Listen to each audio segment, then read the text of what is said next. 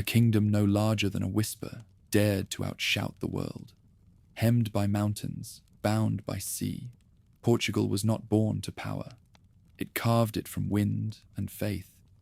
What began as survival became revelation. Warriors turned to sailors. Prayer became compass. The horizon, a promise. Each voyage redrew the edge of the possible. Each discovery a confession written on salt. From Lisbon's quays to the ends of the earth, its caravels carried both gospel and greed. The smallest realm of Europe would teach the world how ambition sails faster than empire and endures longer than maps. Before Portugal had a name, it was dreamed.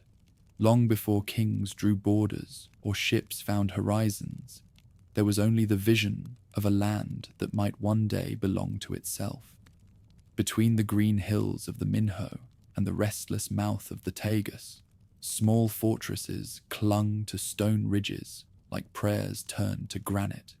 Smoke rose from villages rebuilt on the ruins of forgotten empires, and the cross stood where the crescent had fallen, though neither faith nor conquest ever truly slept. Out of that shifting borderland, half Christian, half Moorish, wholly alive, something began to take shape, fragile as dawn, enduring as the rock beneath it. Afonso Henriques was born into that dream, heir not to peace, but to a purpose still being written in dust and blood. His childhood unfolded among soldiers who spoke of God as if he were a neighbor and of war as if it were harvest.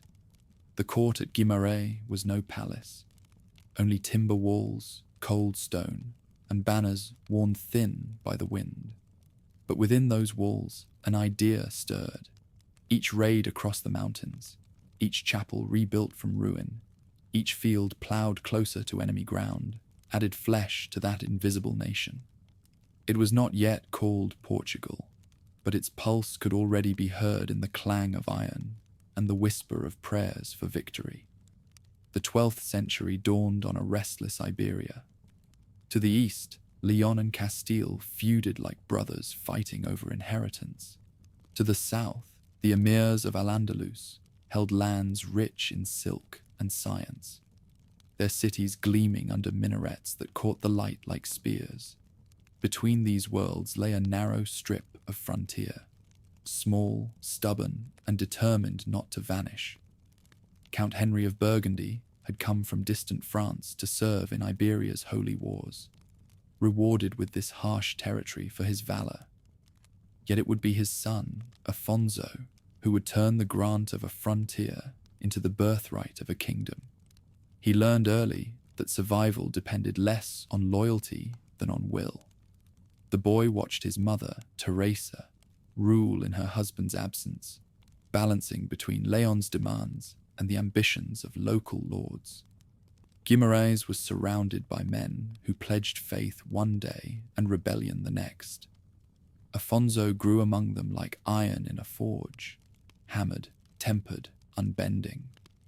When he came of age, he defied even his mother, gathering vassals who saw in him a clarity that others mistook for arrogance. The clash at São Mamede in 1128 was not just a battle between armies, but between two visions of power, one that bent toward Leon and one that refused to bow at all. Afonso's victory there did more than secure his rule. It gave shape to the dream that the people of this land could be their own masters. From the fields of Urique to the walls of Santarém, his campaigns turned faith into weapon and geography into destiny. The land he claimed was poor, its villages small and scattered, its people hardened by hunger and hope alike. Yet they followed him southward, through dust and thorn, because he offered something no foreign lord had ever promised: ownership of the soil they bled for. Each fortress he took became a new heartbeat in the young realm. At Urique, legend said the sun stood still as victory crowned his cause. In the stillness after battle, surrounded by men whose faith had carried them beyond reason, Afonso declared himself not just count, but king. The coronation was as much prophecy as proclamation, whispered in Latin prayers and shouted in Portuguese voices that were still learning their own sound. Lisbon fell decades later, its towers bristling against the horizon like the teeth of a locked gate. The siege lasted through months of heat and famine, foreign crusaders fighting beside local knights, sailors pulling stones from the ramparts with ropes and faith. When the walls finally cracked and the gates gave way, the Tagus filled with the reflection of banners fluttering in sunlight. It was more than victory. It was the moment the kingdom turned its face fully toward the sea.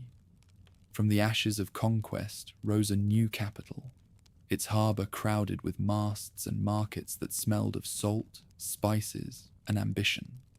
The river carried everything the land could not grow: grain from Andalusia, cloth from Flanders, hope from distant shores, and returned with whispers of what might lie beyond the horizon.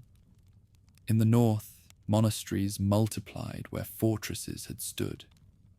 The Cistercians carved terraces into barren hills, coaxing wheat from dust and vines from stone. They wrote records where once there had been only rumour and chant, teaching nobles the weight of law and kings the reach of writing. Under their quiet discipline, the country began to breathe. Roads that had been tracks for soldiers became paths for merchants. Bridges replaced fords where caravans could pass in safety. In the markets of Coimbra and Santarém, merchants bartered in half a dozen tongues, their coins clinking against relics and rosaries. The Reconquista shaped the rhythm of life as surely as the tides shaped the coast. Every harvest risked loss to raid or drought.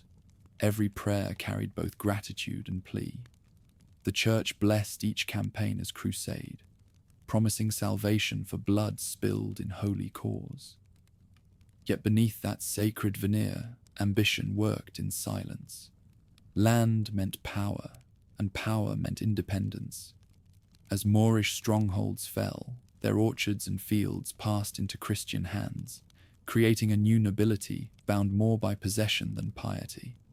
The kingdom stretched southward like a shadow following the sun, its borders shifting with each season's war. Kingship in Portugal was never a gift of peace, but an act of persistence. Afonso's heirs inherited a throne without wealth and a country without rest.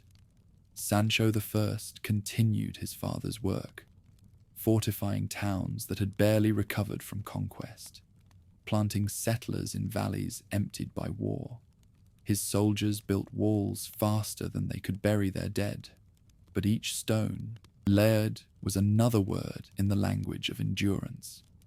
Coimbra rose as the beating heart of this new Portugal, a city of stone bridges and narrow lanes where Latin priests and Moorish artisans lived within the same walls, bound not by creed but by necessity. The land itself shaped its people. To the east lay mountains too steep for cavalry, to the south plains too open for safety, to the west an ocean that promised everything and revealed nothing. Isolation bred self-reliance, and hardship bred ingenuity.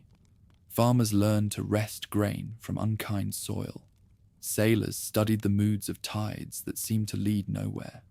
Their tools were simple, their faith stubborn, their gaze always drawn toward the horizon. The sea became a mirror in which the kingdom saw both its limits and its future. As the 13th century turned, the work of conquest gave way to the labor of consolidation. Kings who once rode from fortress to fortress now governed from courts that began to resemble permanence. The Charter of Leiria, the laws of Lisbon, the councils of Coimbra, all wove order into what had once been improvisation. In these halls of stone, scribes copied decrees in careful Latin, but beyond the parchment, another tongue was taking hold. Portuguese, born from Latin, and shaped by the cries of soldiers and the songs of farmers, began to speak for itself. The dream was finding its voice. With peace came another kind of struggle, the contest between the sword and the crozier. The church had guided the realm's birth. Now it sought to share its power. Bishops demanded privileges, monasteries claimed land, and papal envoys reminded kings that crowns were not beyond heaven's reach. Yet Portugal's rulers had learned their craft in war, not obedience. Afonso II faced excommunication rather than surrender authority to Rome, his stubbornness earning both condemnation and eventually respect.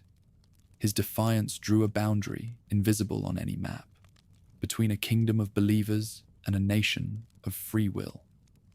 Under Sancho II and Afonso III, the realm reached its natural form. The southern campaign against the Moors brought Algarve into the fold, the final jewel in a crown forged through 2 centuries of struggle. When Pharaoh's gates opened in 1249, Portugal's frontiers were fixed more by destiny than by design. The same mountains, rivers, and sea that define them still. The wars had ended, but something older had begun. Lisbon, reborn from conquest, filled with the noise of shipyards and markets. Carpenters worked beside Moorish craftsmen, whose faith survived beneath the tolerance of necessity. Sailors carried wine down the Tagus to trade for northern cloth, returning with foreign words that mingled with their own. The city smelled of pitch, salt, and promise. Stone by stone, it turned from fortress into port, from boundary into beginning. By the mid-13th century, the dream that had stirred in Guimarães was no longer an echo. It was a pulse that reached every shore. A people once scattered across valleys and castles now spoke a common name.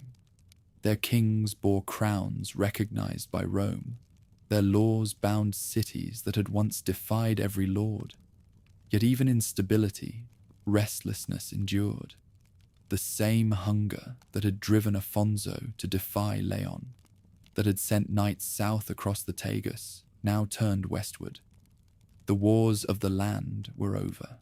The wars of the sea had not yet begun. On quiet evenings, when the winds fell still over the Atlantic, fishermen spoke of waters that had no end. They did not yet know that their children's children would follow those waves beyond the world they could imagine. But something in the air had changed. The kingdom had been carved from faith and iron. Now it awaited a new kind of conquest, one of wind, wood, and will. Portugal was no longer a dream. It was awake, restless, and standing at the edge of a horizon it was born to cross. By the mid-13th century, Portugal stood whole for the first time. From the green valleys of Minho to the sun-bleached coves of the Algarve, the kingdom at last held the borders that would define it for centuries. The wars of faith had ended. Silence returned to fields once watered with blood. Fortresses became towns, swords became plowshares, and men who had lived by conquest learned the slower rhythm of peace. Yet behind that calm, another hunger stirred. A realm born of struggle could not rest without purpose. Afonso III, last of the conquerors, became the first true administrator. He summoned nobles, clergy, and burghers to his courtiers at Leiria, asking them not for loyalty, but for counsel.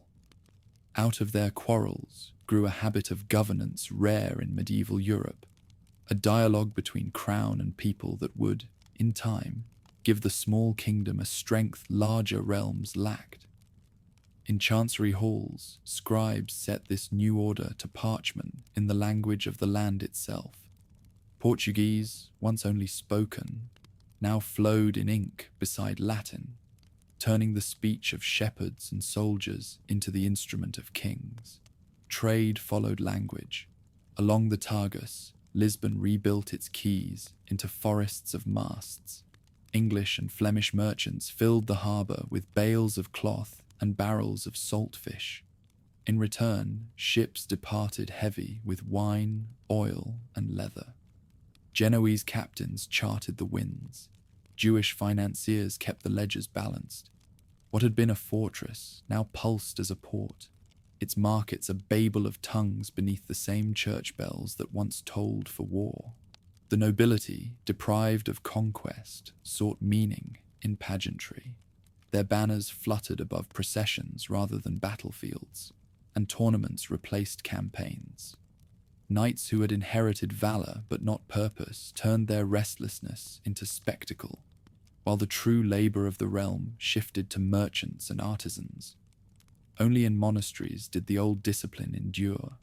The Cistercians drained swamps, terraced hillsides, and taught peasants to work as if toil itself were a prayer.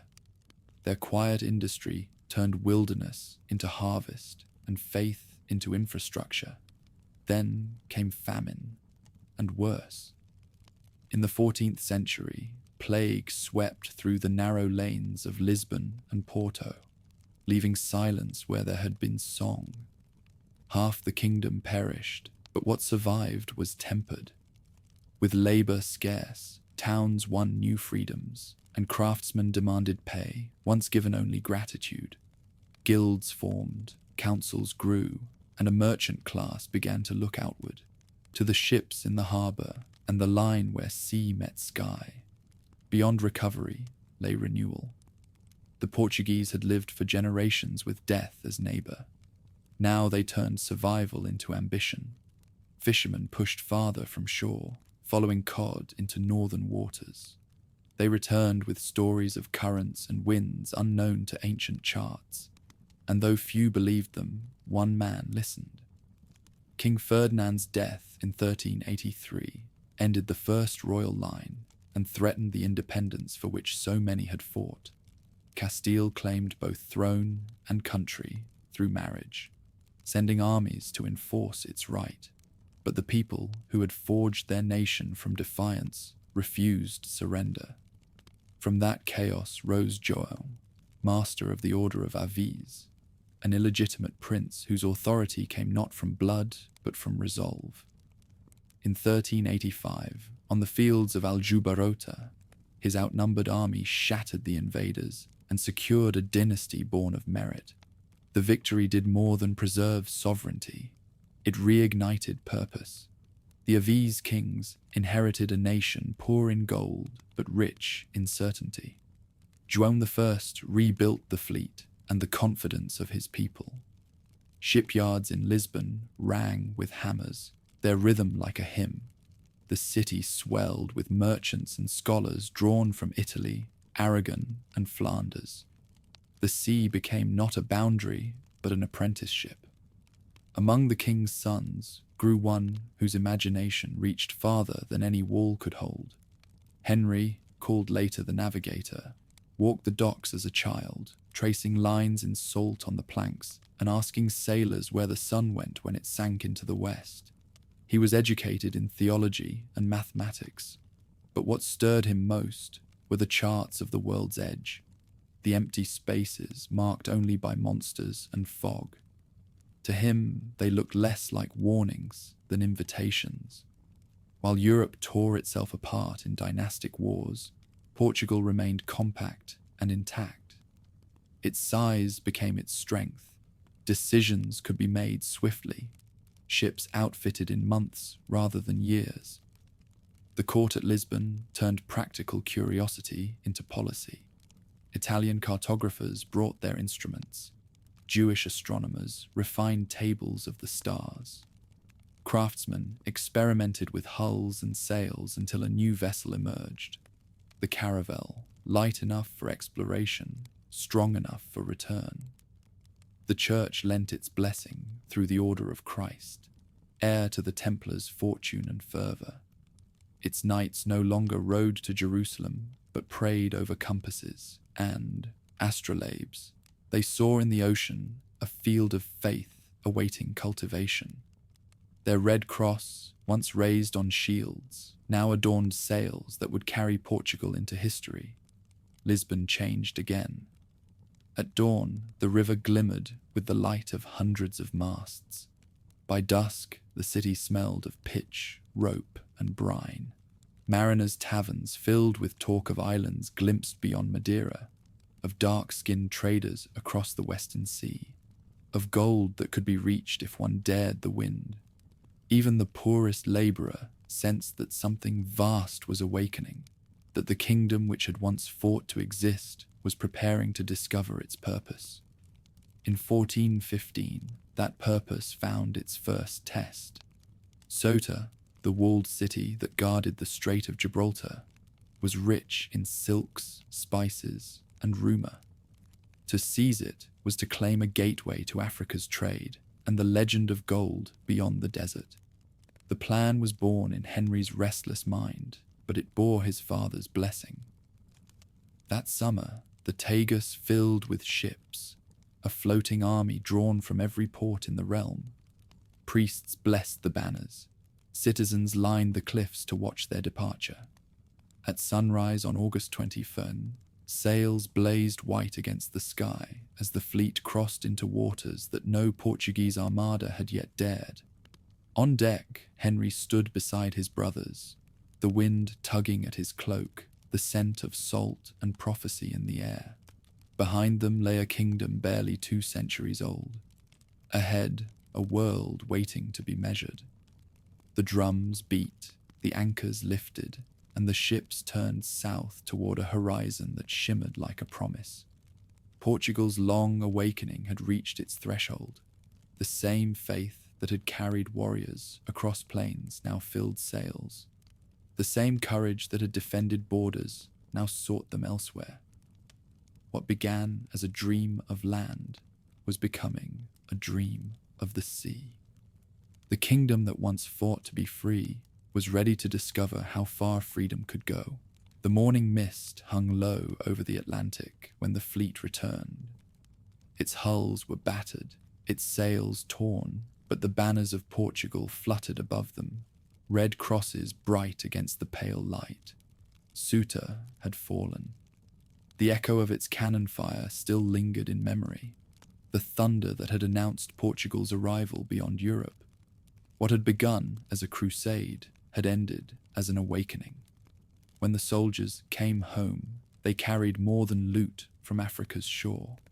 They brought stories of gold dust traded by dark-skinned merchants, of caravans that crossed endless deserts, of lands where the sun seemed to rise larger and closer to God. In the royal court, those stories found an eager listener. Prince Henry, third son of King Guillaume I and Queen Philippa of Lancaster, had fought at Ceuta beside his brothers.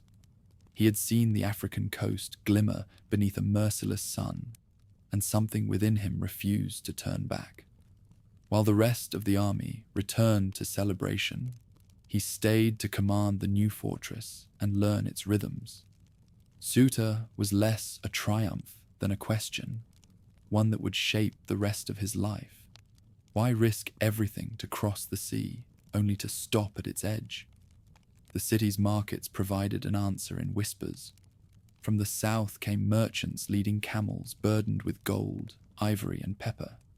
They spoke of kingdoms far beyond the dunes, Mali, where rulers weighed gold like grain, and Benin, whose artisans carved ivory as white as bone. Yet all this wealth reached Ceuta by land, controlled by Muslim traders who guarded the desert routes like veins of empire. To break that monopoly, Henry reasoned, Portugal must find another path to the source, a way by sea around the continent itself. When his father recalled him to Lisbon, Henry obeyed, but his thoughts never left the African coast. He withdrew to the wind-swept promontory of Sagres in the Algarve, where cliffs fell sheer into the Atlantic and the horizon stretched unbroken. There he built not a palace, but a laboratory of dreams. Sailors, map-makers, astronomers, and craftsmen gathered under his patronage. No single structure could contain them. There was no grand school of navigation, as later legend imagined. But there was a spirit of collaboration that turned curiosity into science. Around wooden tables strewn with compasses and sea charts, men traced the shape of a world that no one yet fully believed existed. The ocean that faced them was still a thing of fear. Mariners called it the Mar Tenebroso, the Sea of Darkness, where monstrous waves devoured ships and winds blew forever westward, never returning. Yet Henry's captains, driven by his stubborn faith, began to test those waters one voyage at a time. They hugged the African coast, measuring its curve like a sculptor feeling the edge of a statue. Each cape rounded became a victory, not of conquest, but of comprehension. The first breakthrough came by accident. In 1419, a storm swept a small expedition far from sight of land. When the skies cleared, the sailors found themselves before a green island rising from the mist. It was Madeira, rich in forests and rain, a paradise dropped in the ocean. Henry claimed it at once for the crown, sending settlers to build villages and burn the woods for fields. Timber from its mountains would soon rebuild Portugal's fleet, and sugarcane from Sicily would find its new home in its volcanic soil. The experiment worked so well that within decades, Madeira's mills churned out more sugar than any other land in Christendom, their profits feeding new voyages. Encouraged, Henry looked farther west. In 1427, explorers reached the Azores, another archipelago scattered like stepping stones across the Atlantic. Their discovery stretched the boundaries of the known world and hinted at others still unseen. From these islands, sailors learned the patterns of wind and current that would one day carry caravels to continents still unknown. But Henry's true obsession lay to the south. Each year, his captains ventured farther down the African coast, charting rivers, headlands, and strange peoples. They learned to ride the Atlantic winds in zigzag courses, outward with the northeasterlies, homeward with the western breezes. Their ships returned with salt, fish, and a handful of captives taken in skirmishes. Among these first slaves, the court saw both horror and opportunity. The church sanctified the trade as a weapon against paganism, granting indulgences to those who converted the captured. Within a generation, the traffic would grow from experiment to institution. In 1434, one barrier fell that had haunted sailors for centuries. The Cape Boyador jutted into the ocean like the end of the world, its currents fierce, its reefs hidden. For generations, seamen swore that beyond it, the sea boiled, and no wind blew home. Then Gilleans, a minor nobleman in Henry's service, volunteered to challenge the superstition. His first attempt failed. His men mutinied. The next year he tried again, steering his caravel wide into open water. When he returned, he carried not gold or spices, but a sprig of wild roses from the far side of the cape. It was enough. The spell of fear was broken. The ocean, Henry declared, was God's creation and therefore knowable. After Bojador, progress quickened. Caravels became the kingdom's chariots of discovery, light, swift, and strong enough to sail against the wind. With their lateen sails and shallow drafts, they could explore estuaries where deep-hulled ships dared not go. Year by year, Portuguese banners appeared farther down the map: Arguin, Senegal, Cape Verde. At each new anchorage, Henry's captains erected stone pillars, padroins, crowned with crosses, declaring the land taken in the name of Christ and King. Trade replaced conquest as Portugal's weapon. From Arguin came gold dust, from Guinea pepper that Europeans mistook for spice from the east. The profits enriched the crown and silenced those who had mocked Henry's obsessions as folly. Lisbon's mint struck new gold coins, the cruzados. their name a reminder that faith and commerce had become indistinguishable. Yet not all wealth came clean. Along with gold and ivory came men and women sold into bondage. In 1444, a single fleet returned to the Algarve with hundreds of captives, their chains clattering on the quays of Lagos as merchants bid for human lives. Chroniclers described the scene with awe rather than pity, seeing in it the fulfillment of prophecy. Pagans brought from darkness to light. History would remember it differently. By the 1450s, Portuguese ships had traced the bulge of West Africa, naming the rivers Senegal and Gambia, mapping capes and islands along the way. They learned the patterns of the Atlantic gyres and the seasonal pulse of the monsoon winds. Where earlier voyages had sought miracle and legend, these pursued knowledge. Charts once blank began to fill with coastlines that stretched farther than imagination had dared. Not all voyages prospered. Some vanished in storms. Others returned empty, their crews thinned by fever. The sea demanded lives as tribute for each secret it revealed. Yet Henry pressed on. He measured success not by treasure, but by distance, by the gradual erosion of ignorance. His captains, once fearful of shadows, now spoke in degrees of latitude and days of sail. For the first time, the ocean had coordinates.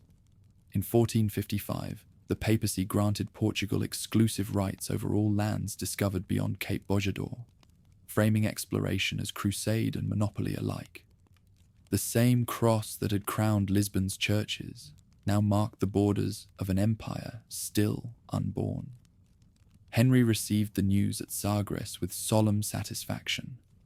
He had no heir to inherit his titles, but he had found another form of legacy. To explore was to serve God. To map the world was to praise its maker. The prince's later years unfolded in the rhythm of the tides he had spent a lifetime studying. His agents established the first permanent trading posts along the African coast, fortified stations where goods and captives changed hands. Timber from Madeira built the ships that supplied them. Sugar financed their defense. The pattern of empire was already visible. A chain of ports stretching across oceans, each a spark of Portugal's reach. By the time of his death in 1460, Henry had never commanded a fleet, nor set foot beyond the familiar coasts. Yet his vision had altered the course of history. In the decades of his patronage, Portuguese sailors had extended the known world by thousands of miles, proving that the Atlantic was not a barrier, but a bridge. His tomb at Batalha lay beneath arches carved with stars, perhaps fitting for the man who had taught his country to navigate by them. After Henry's passing, the work did not cease. His nephew, King Afonso V, inherited both the fleets and the fever of expansion.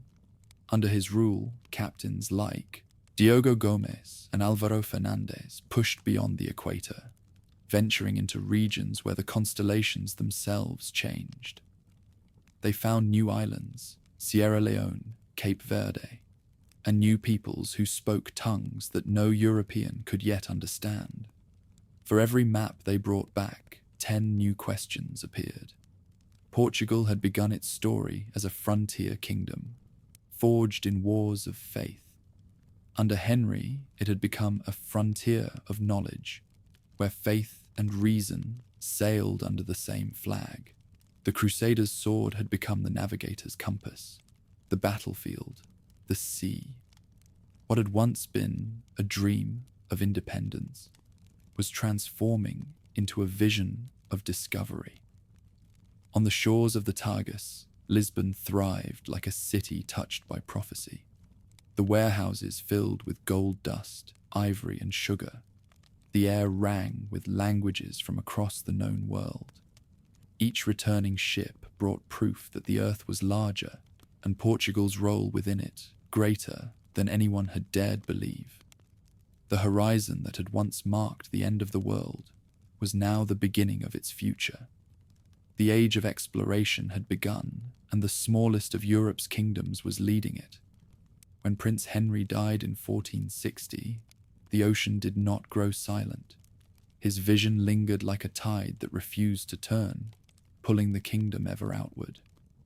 The stone towers of Sagres watched over an empty horizon, but from Lisbon to Lagos, shipwrights kept their hammers ringing. The caravels he had perfected were no longer experiments but instruments of policy. Portugal's gaze, once fixed on Africa's deserts, now followed the curve of its coasts deep into the unknown. King Afonso V inherited this momentum and turned it into ambition. The monarch was young, restless, and surrounded by captains who had learned their craft under Henry's discipline. Each spring, fleets sailed south along the African littoral, returning with gold, slaves, and stories of lands that seemed to multiply with each voyage. In Lisbon, the royal treasury filled with dusted coins stamped from new bullion, while merchants argued over cargoes of ivory and hides. The discoveries no longer needed defense, they justified themselves. Under Afonso's reign, the empire began to take shape, not as territory, but as a network. Stone fortresses rose on distant shores, where Portuguese banners caught the wind beside minarets and palms. Arguin became the first true outpost of the Atlantic Age, its harbour crowded with Moorish traders, African middlemen, and European sailors.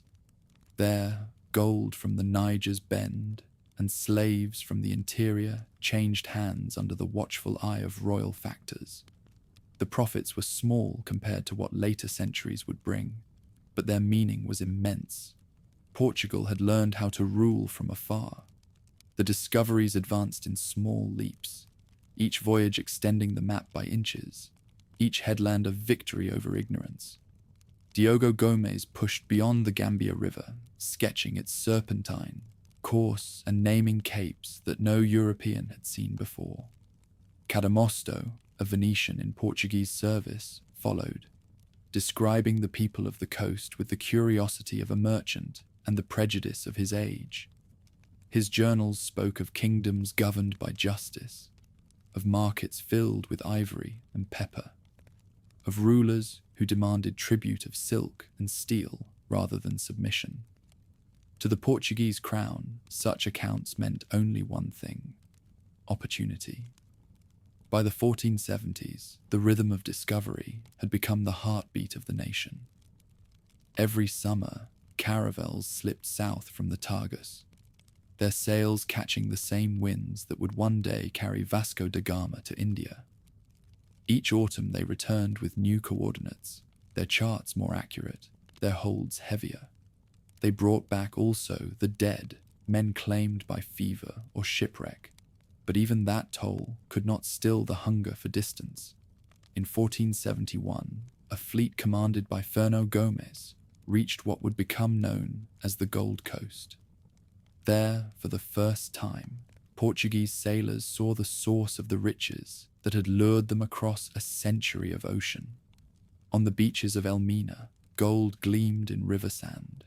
Merchants weighed it in balance scales before melting it into ingots that would shine in Lisbon's markets. Gomes was granted monopoly rights over the region in exchange for annual discoveries, a contract that turned exploration into enterprise. He exceeded every promise, tracing the coastline farther south with each expedition, blending royal glory with private profit. The following decade transformed speculation into empire. Diogo Cao, a quiet nobleman of keen precision, was chosen to continue the work. In 1482, he sailed beyond the known world, passing the mouth of the mighty Congo River. Its waters poured into the sea with the force of a continent, and Cao followed them inland, greeted by kingdoms whose rulers wore European cloth bought through generations of indirect trade. He raised stone pillars, padroins, engraved with the arms of Portugal, symbols not of conquest but of claim. Each stood as a declaration that the world's edges now bore a Portuguese name. When Cao returned to Lisbon, he was hailed as a hero and sent out again almost at once. His second voyage carried him past the Namib's red sands to the barren cliffs of Cape Cross. The desert stretched to infinity, its silence broken only by the wind, but the sight of it filled him with certainty. The African coast curved ever eastward. Somewhere beyond lay the passage to the Indies. Cão set another padrone in the rock and turned back for home, unaware that he was only a few hundred miles from the southernmost point of the continent. Back in Lisbon, the court celebrated his discoveries with feasts and prayers. Yet the question remained, how far did Africa bend, and where did it end? The old maps, descendants of Ptolemy's imagination, still pictured the Indian Ocean as a closed sea surrounded by land. If the continent could be circled, it would rewrite not only geography, but the foundations of trade itself. The king who achieved that would command the path to spices, silk, and gold. He would be richer than any ruler in Christendom. In 1481, Afonso's death brought his son João II to the throne, a monarch of intellect sharper than any sword. He was called O Príncipe Perfeito, the perfect prince, for he combined the boldness of a soldier with the patience of a mathematician. Where his father had dreamed of crusades, João dreamed of precision, maps without errors, voyages without guesswork, empire without chaos. He reorganized exploration as statecraft, gathering the kingdom's best pilots into a single office. Every discovery was recorded, every coordinate guarded as a national secret. João understood that mastery of the sea required mastery of information. He revived the work of Henry's scholars, ordering astronomical tables updated and compasses standardized. He spoke to his captains not as nobles, but as instruments of knowledge. "Sail south," he told them, "until the stars change." And they obeyed. Among those who answered his call was a quiet man named Bartolomeu Dias. Of noble but modest birth, Dias had served as a pilot under Cão and inherited both his charts and his determination. In 1487, the king entrusted him with 3 ships and a mission that sounded like madness: to find, if it existed, the sea route around Africa to the Indies. He departed Lisbon in the summer of that year, his fleet carrying food for months, stone padrones for claiming new lands, and a handful of Africans trained to serve as interpreters. The voyage began as all others had: slow progress along familiar coasts, barter for supplies, the routine of measurements and wind. But as they passed the last known landmark, Cape Cross, the ocean turned hostile. Winds screamed from the south, currents fought their rudders, and storms drove them far from shore. For weeks they drifted in grey water under a sunless sky. When the gales finally calmed, Dias found himself in open sea, lost but unbroken. Trusting the currents, he steered east. Days later, his lookouts sighted land, mountains faint through mist. They had rounded the tip of Africa without knowing it.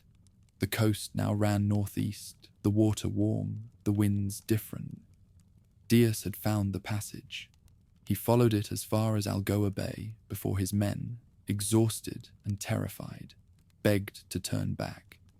He relented, marking the furthest point with a stone pillar and naming it the Cape of Storms. On the return journey, the truth of his discovery struck him with the weight of revelation. The African continent had an end. Beyond it lay the open path to India.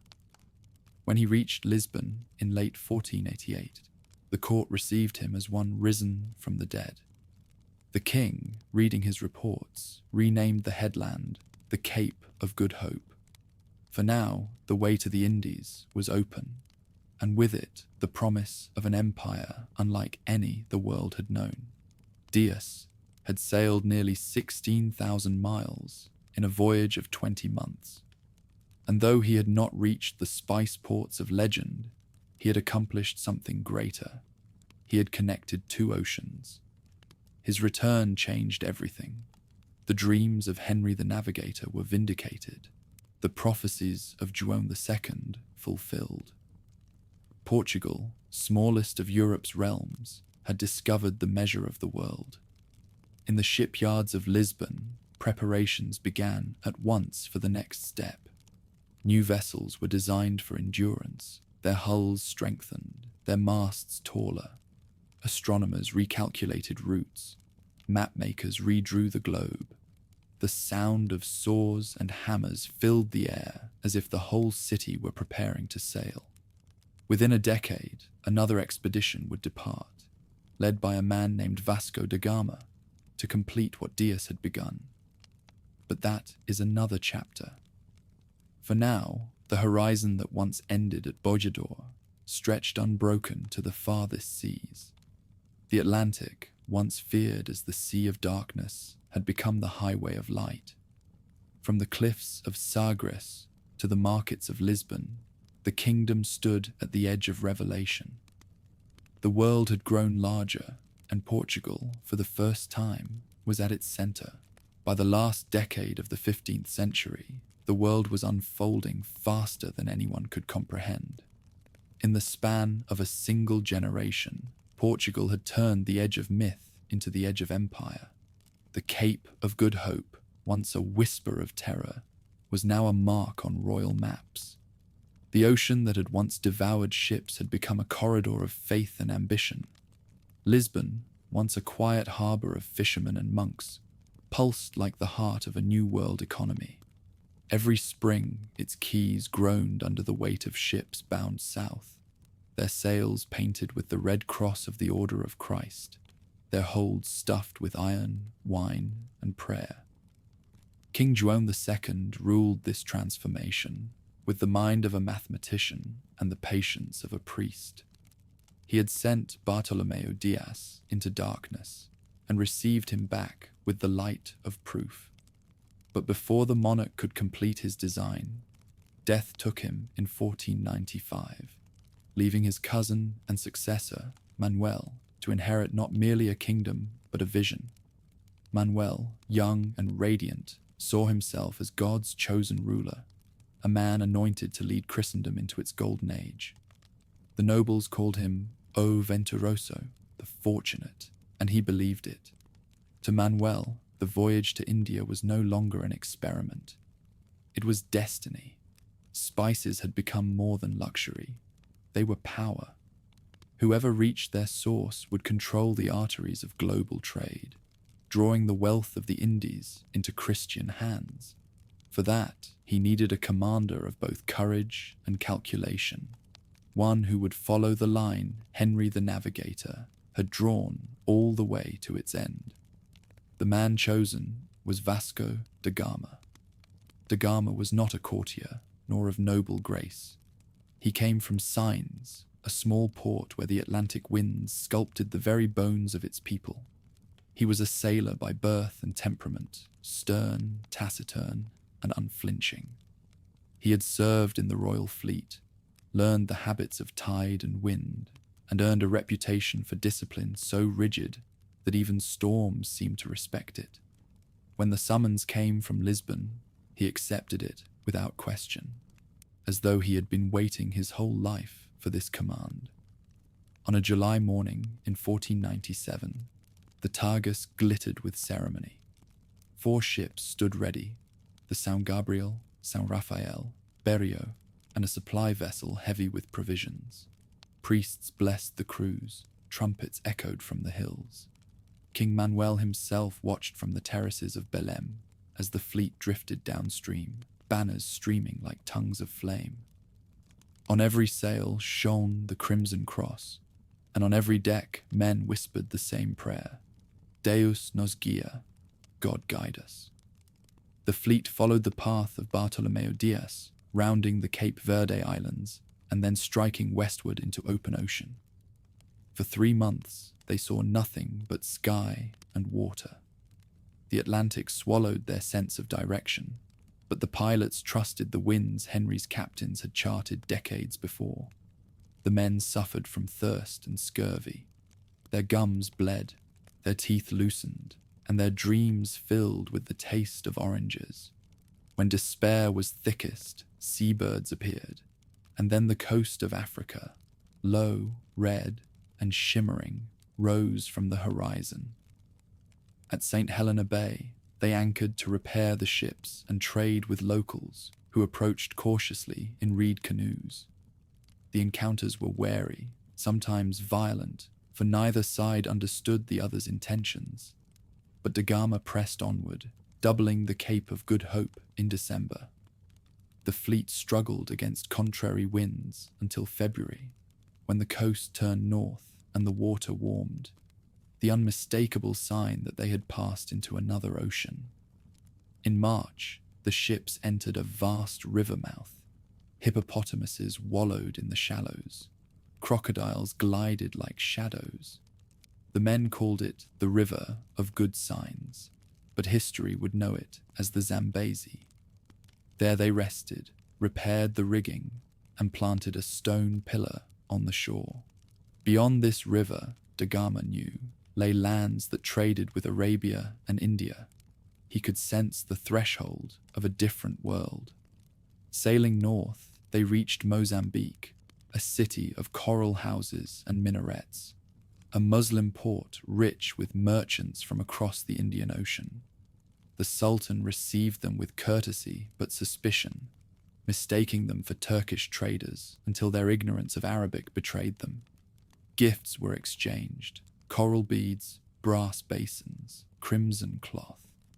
Yet when the locals discovered that the Portuguese sought Christian alliances and trade in spices, the tone turned hostile. Da Gama barely escaped a plot to seize his ships, escaping under cannon fire that shattered the harbour's peace. Further up the coast, at Mombasa, hostility deepened. Here too the Muslim merchants feared the newcomers as rivals. The São Gabriel barely avoided destruction when native pilots led her towards submerged rocks. Da Gama retaliated with musket fire, and the fleet fled once more. They found refuge in Malindi, a rival city eager to defy its neighbours. Its ruler, seeing advantage in friendship, provided food, water, and, most precious of all, a pilot who claimed to know the monsoon route to India. The man was an Arab or Gujarati, perhaps both. His name was lost to time, but his skill was not. On April 24th, 1498, guided by his instruments and the stars, the Portuguese fleet caught the monsoon winds and turned northeast across the Indian Ocean. The voyage took 23 days.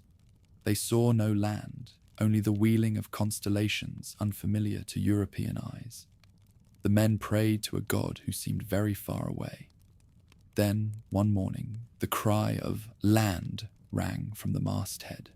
Ahead lay a green coastline, crowned with coconut palms and distant mountains glowing under the sun.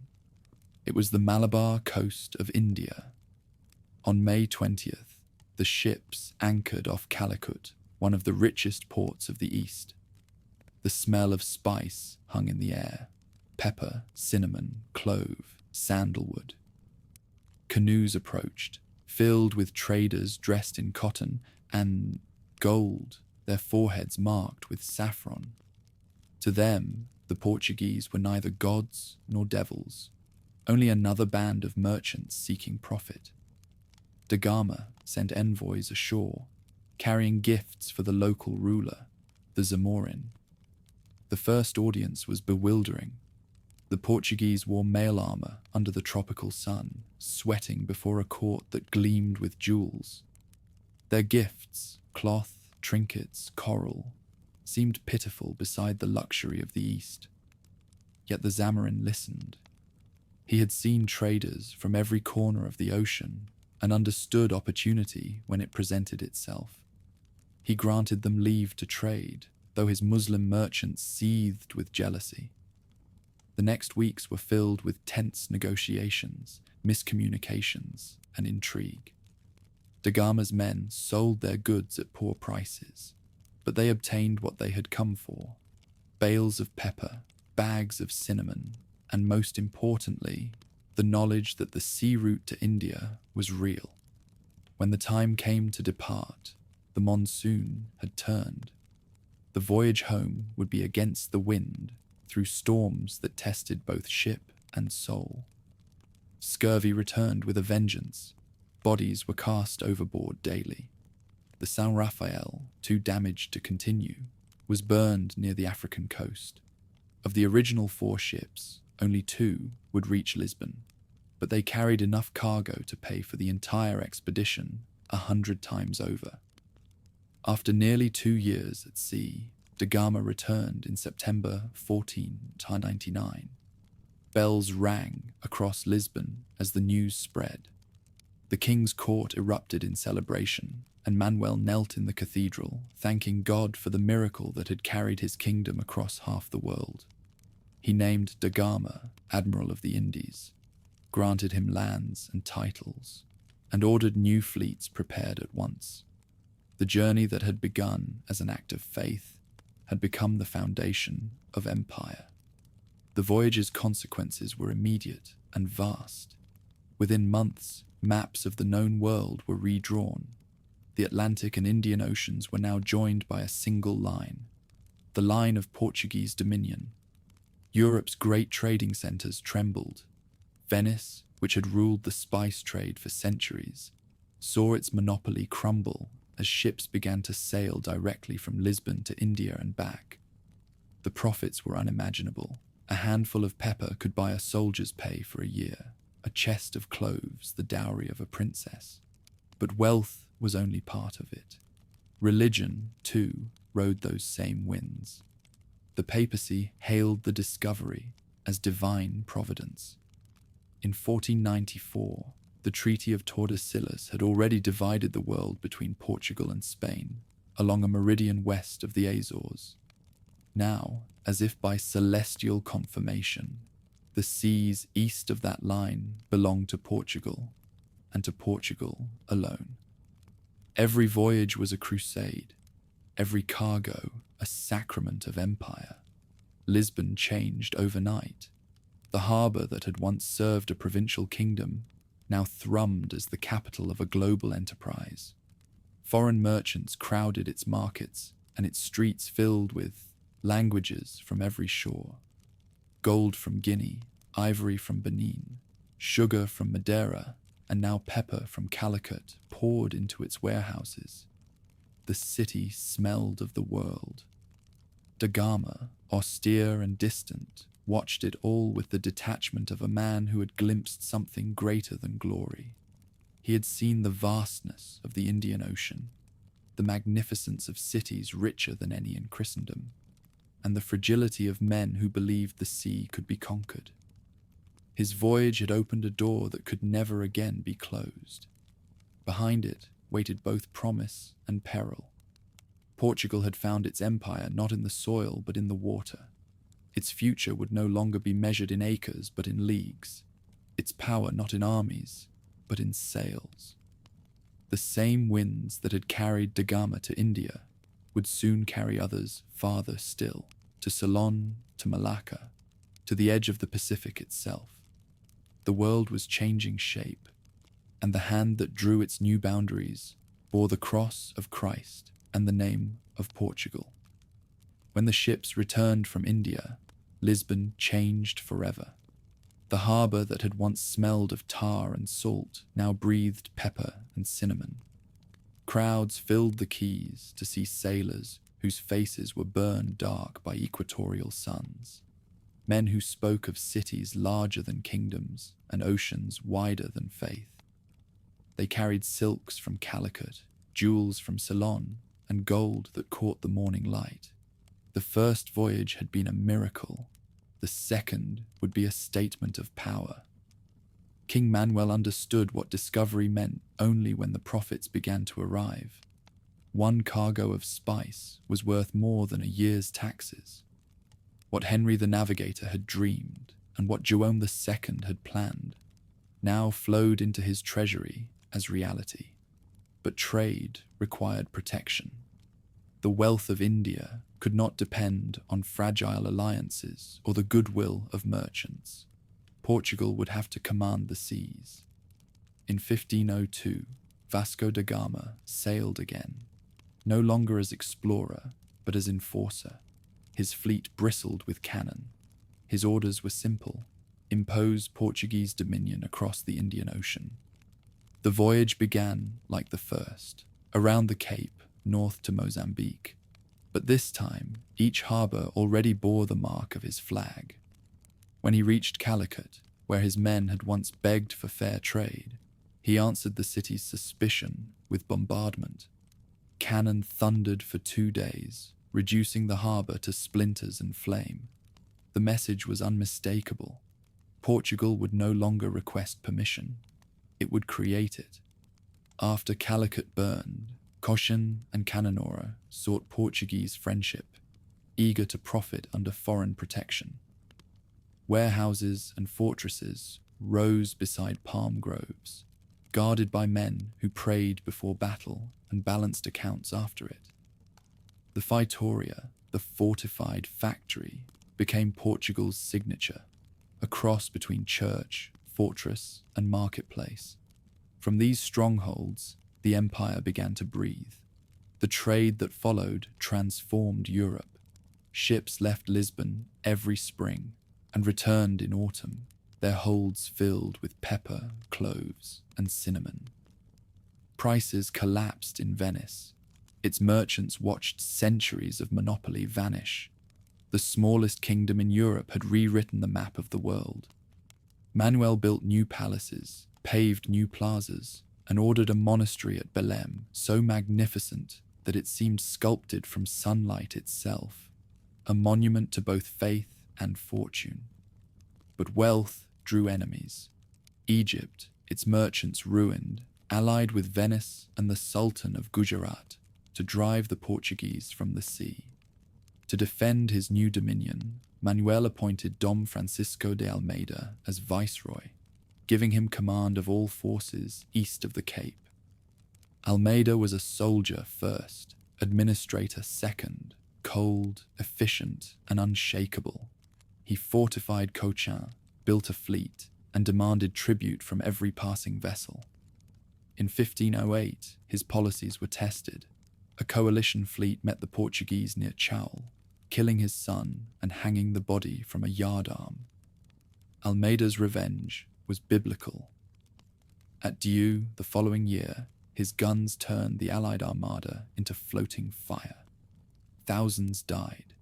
The sea itself seemed to burn. When it was over, the Indian Ocean belonged to Portugal. Yet Almeida's victory also marked his end. His ambition and cruelty alarmed Lisbon, and Manuel replaced him with a new commander, Afonso de Albuquerque, a man whose vision would define the empire's soul. Albuquerque arrived in 1508, with eyes fixed not on trade, but on geography. To control the ocean, he said, one must hold its gates. He struck first at Ormuz, the Persian Gulf's entrance, capturing the fortress that commanded every ship between Arabia and India.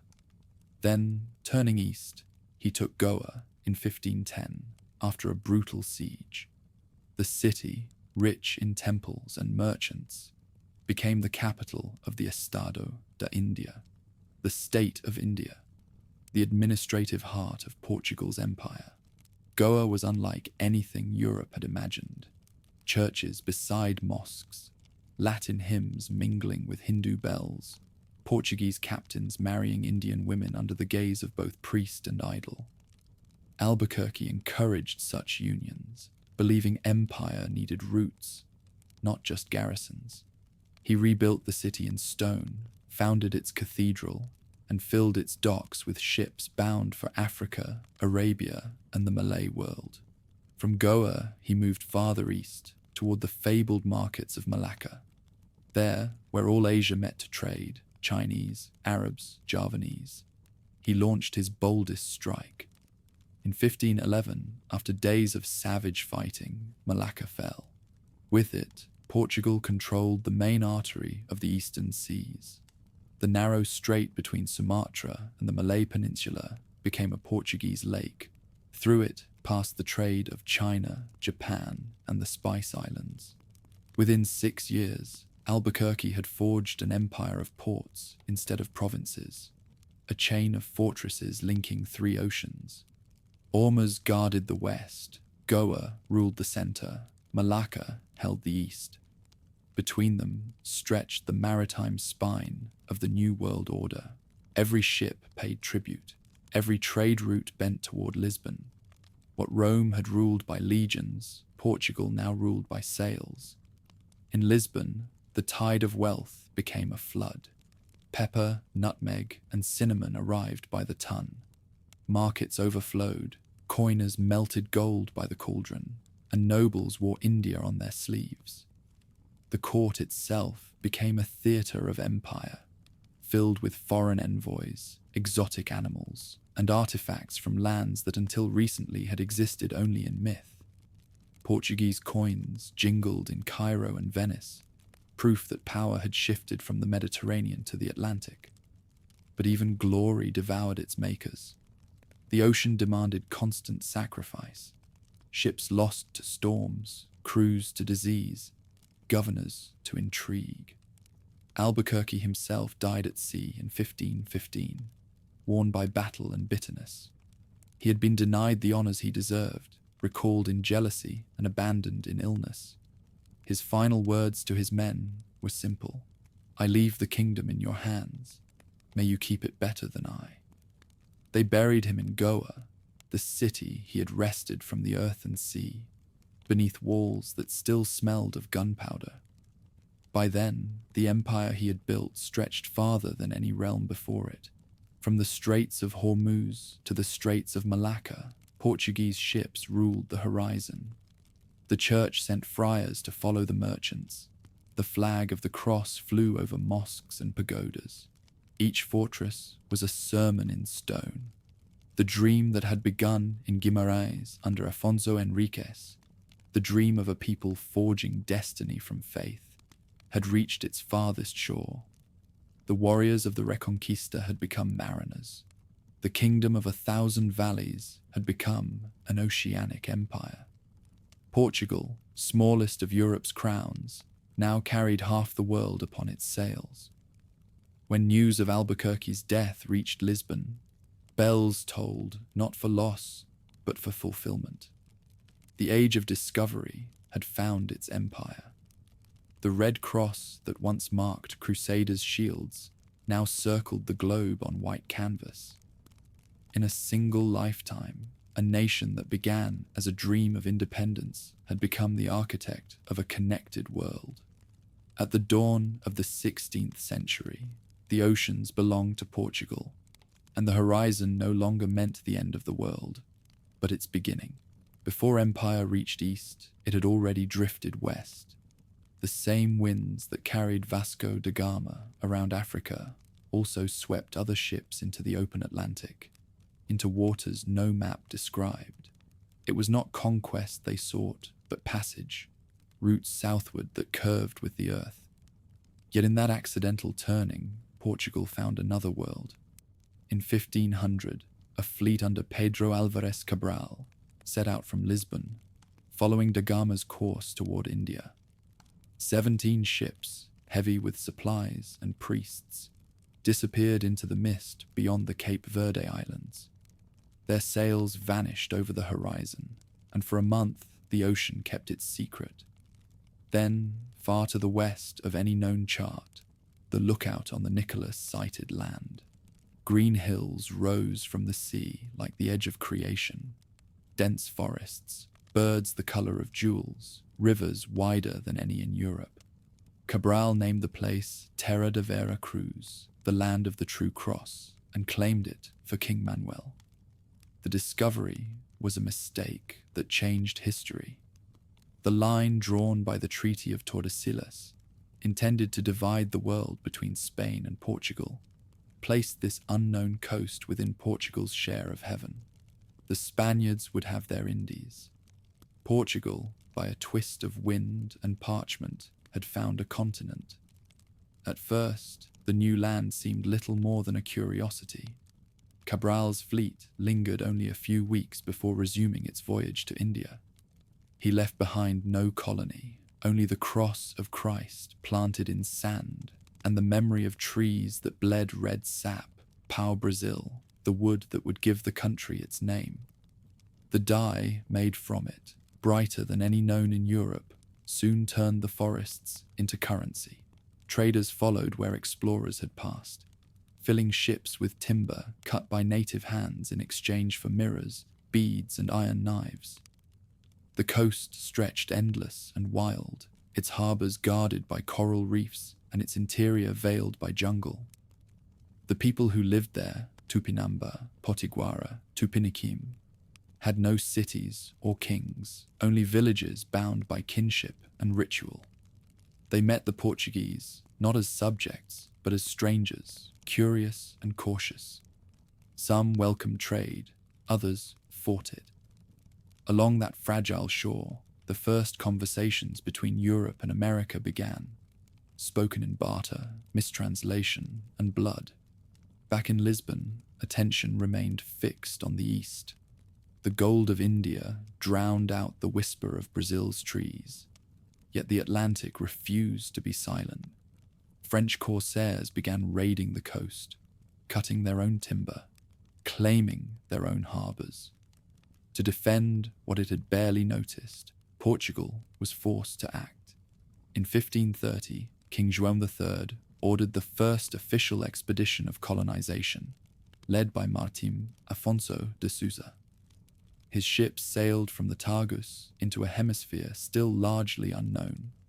They mapped bays and capes, charted currents, and founded a settlement at São Vicente, the first permanent colony of Brazil.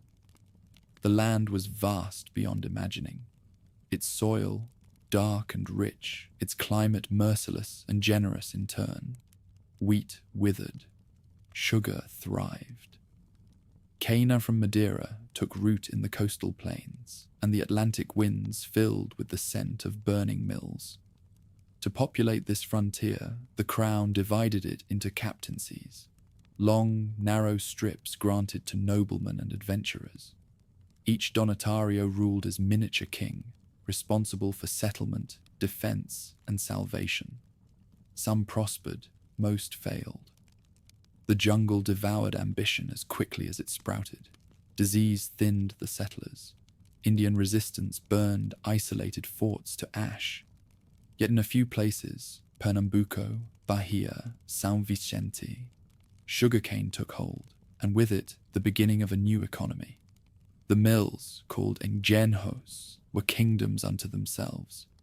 Wooden rollers crushed cane into juice that boiled in copper vats day and night.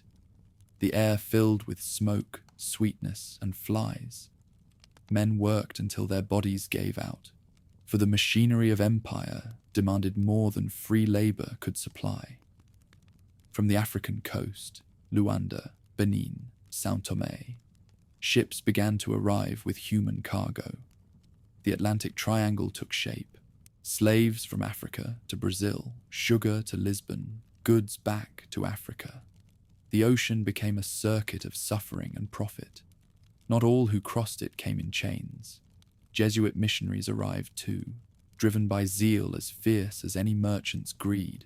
They learned native tongues, built missions deep in the wilderness, and baptized whole villages. Some protected their converts from enslavement. Others justified conquest as conversion. For every chapel raised, a forest fell. The cross and the axe advanced together. By the 1540s, Brazil was no longer an accident. It was a system. Sugar plantations fed Lisbon's hunger for sweetness. Dyewood funded fleets. Slave labor turned the wilderness into arithmetic. Yet the colony remained fragile, its coasts open to attack, its settlers too few to defend what they owned. João III resolved to bring order. In 1549, he appointed a governor-general, Tomé de Sousa, to rule all Brazil from a new capital, Salvador da Bahia. Sousa's fleet carried everything a country required: soldiers, priests, builders, and bureaucrats. They anchored in a vast bay where sunlight turned the sea to glass. There, on a hill overlooking the water, they built a city of stone and faith. A cathedral crowned the heights. Streets spread downward toward the docks. Behind them rose forests that seemed to have no end. Salvador became the first true capital of the tropics, a European order grafted onto American soil. From its ramparts, the Portuguese gaze turned inward at last. They saw a land not of islands and ports, but of distances, rivers longer than empires, forests thick as thought. The Jesuits marched inland with crosses and notebooks, describing flora and souls alike. Some called the natives noble, others called them lost. None understood how profoundly both worlds were already changing. In Lisbon, the empire's rhythm still beat to the east, the Carrera de India sailing each year to Goa and back. But another pulse was forming in the west. Sugar became Portugal's second spice, its wealth rivaling pepper and clove. The same merchants who financed voyages to Ceylon now invested in mills along the Bahamian coast. The Atlantic, once a path to India, was becoming an empire of its own. The ships that linked it moved in silence, carried by currents few could chart. Each one left Lisbon heavy with goods and returned heavier with profit and with ghosts. The voyage from Africa to Brazil was a descent into heat and darkness, where chained men and women survived on whispers and memory. Some captains prayed to Christ, others to the wind. All returned with their holds full and their hearts altered. In Brazil, the enslaved built everything, mills, roads, churches, and kept alive the rhythms of lands left behind. From their songs and rituals emerged a culture neither wholly African nor Portuguese, but something born between, the first echo of Brazil's future soul. The colonists clung to Europe, but the land itself was changing them, drawing their children toward a new identity that neither Lisbon nor Rome could define. By mid-century, the colony stretched from Maranhão in the north to São Vicente in the south, a narrow ribbon of settlements along a continent. Beyond the mountains lay the interior, an ocean of green, untouched and unimaginable. Rumors spoke of cities of gold hidden in the forest, of rivers that turned to silver under the moon. Explorers chased these myths and vanished. The wilderness waited, indifferent. Yet for all its fragility, Brazil had become indispensable. The wealth of the East still dazzled, but the West sustained the empire. Sugar paid for cannon, wood for shipbuilding, slaves for labor. Lisbon, perched on its river, became the counting house of two oceans. From its docks sailed fleets east to Goa and west to Salvador, their paths crossing invisibly somewhere under the equatorial sun. In that vastness, Portugal found not just power, but reflection. The same faith that had driven its kings to conquer now justified its colonies. Missionaries preached salvation in words the enslaved could not always understand. Planters built chapels beside mills where prayers rose with smoke. Across the Atlantic, the contradiction of empire stood clear. Christ and commerce, mercy and greed, bound in the same ship's log. Still, there was a strange equilibrium in it all. Portugal, a country no larger than a province of France, now ruled lands so distant that night fell in one, while dawn broke in another. Its maps stretched from the mouth of the Tagus to the far ends of the world. Yet its strength was also its weakness, a body too small for its own shadow. By 1550, the first century of empire was complete. From Goa to Bahia, from Ormuz to Luanda, the Red Cross flew over seas once thought endless.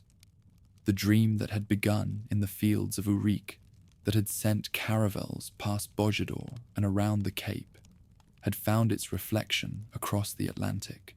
The two oceans mirrored each other, one bearing conquest, the other colony, and in that mirror lay the image of Portugal itself, a nation that had learned to live on water, to trade in faith, and to measure its greatness in the breadth of its land and in the reach of its horizon. By the middle of the 16th century, the Atlantic had become Portugal's other empire, vast, profitable, and perilous. In the east, Goa ruled an ocean. In the west, Salvador da Bahia ruled a continent. Between them stretched a network of winds and currents that bound Africa, Brazil, and Lisbon into a single organism, its lifeblood measured in sugar, gold, and human lives. The same caravels that had once carried explorers now carried cargo, sweet, heavy, and unending. The plantation world of Brazil reached its full rhythm in those years. Along the coasts of Bahia and Pernambuco, white-walled engenhos rose above green fields of cane that shimmered like water in the wind. Each estate was a small kingdom, ruled by a master whose word held the weight of law. Around the mills, a world revolved. Black slaves working the presses, native servants hauling firewood, overseers shouting orders through clouds of steam. The cane's juice boiled day and night, filling the air with a sweetness that sickened more than it tempted. The sound of the rollers never ceased. Its monotony was the heartbeat of empire. Sugar built the Portuguese Atlantic. It financed ships, soldiers, and priests, fed the court in Lisbon, and gilded the altars of churches from Porto to Bahia. A new class of merchants rose to power, men who measured salvation in profits and treated the ocean as their counting house. But the wealth had a shadow. Behind every pound of sugar stood the suffering of thousands, the invisible foundation of empire. The traffic that sustained it became routine. From Angola, Benin, and Congo, ships sailed west loaded with human cargo. Captains called it trade. Chroniclers called it mission. But in the holds of the ships, there was only darkness. Shackled men and women survived the voyage through endurance that no theology could explain.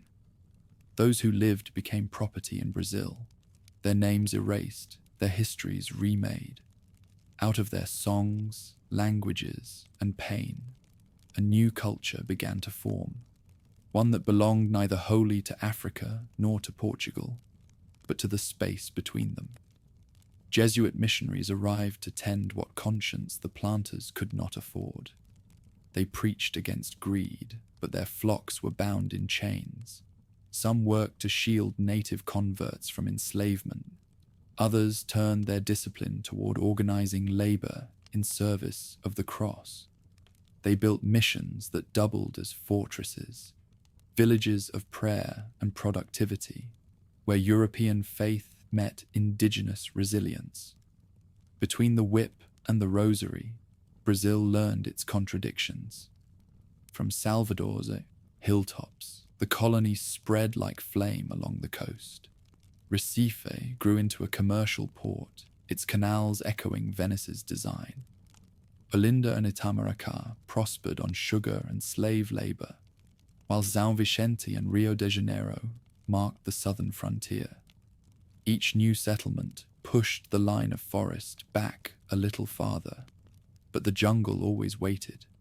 Beyond the mountains lay the sertão, the interior that neither priest nor planter could tame. There, native nations retreated beyond reach, their territories mapped only by rumor. In Lisbon, the empire's pulse quickened. The ships that arrived from Brazil in late summer brought silver from Angola, gold dust from Guinea, and mountains of sugar. The warehouses along the Tagus smelled of sweetness and sweat. Merchants tallied profits by candlelight, while priests blessed new expeditions. The kingdom's wealth seemed endless, but it was wealth built on wind and weather. One storm could erase a year's fortune. One fire in a mill could ruin a dynasty. Yet Portugal believed itself invincible, protected by the same providence that had carried da Gama to India and Cabral to Brazil. Africa had become the empire's workshop. São Tomé, once a place of exile, had turned into a crucible for sugar and slavery, its mills worked by those destined for Brazil. From Luanda, founded in 1575, fleets crossed the Atlantic with regular precision, carrying human lives as predictably as cargo. The triangle was complete. Europe supplied goods, Africa supplied labor, America supplied wealth. The Atlantic itself had become a machine, grinding faith, flesh, and fortune into motion. Within the colony, life settled into a fragile order. The señores de ingenio, masters of the mills, ruled with absolute power but little security. Wealth made them arrogant, the tropics made them mortal. Fevers, rebellions, and Indian attacks could undo years of profit overnight. Some sought redemption through piety, endowing churches that gleamed with gold filigree and imported marble. Others sank into decadence, their fortunes spent on luxuries imported from the very ports their slaves had built. In their world, salvation and sin shared the same altar. For the enslaved, resistance took quieter forms. Some fled into the forest, founding quilombos, hidden communities where African languages, dances, and religions survived beyond the reach of colonial law. Others resisted through endurance, turning work songs into memory and memory into identity. The masters believed they ruled bodies. The slaves proved they ruled the soul. As Brazil's coast prospered, its frontiers pulled the empire inland. Adventurers known as bandeirantes began exploring the wilderness in search of gold, captives, and fame. They followed rivers deep into the continent, leaving trails of destruction and discovery alike.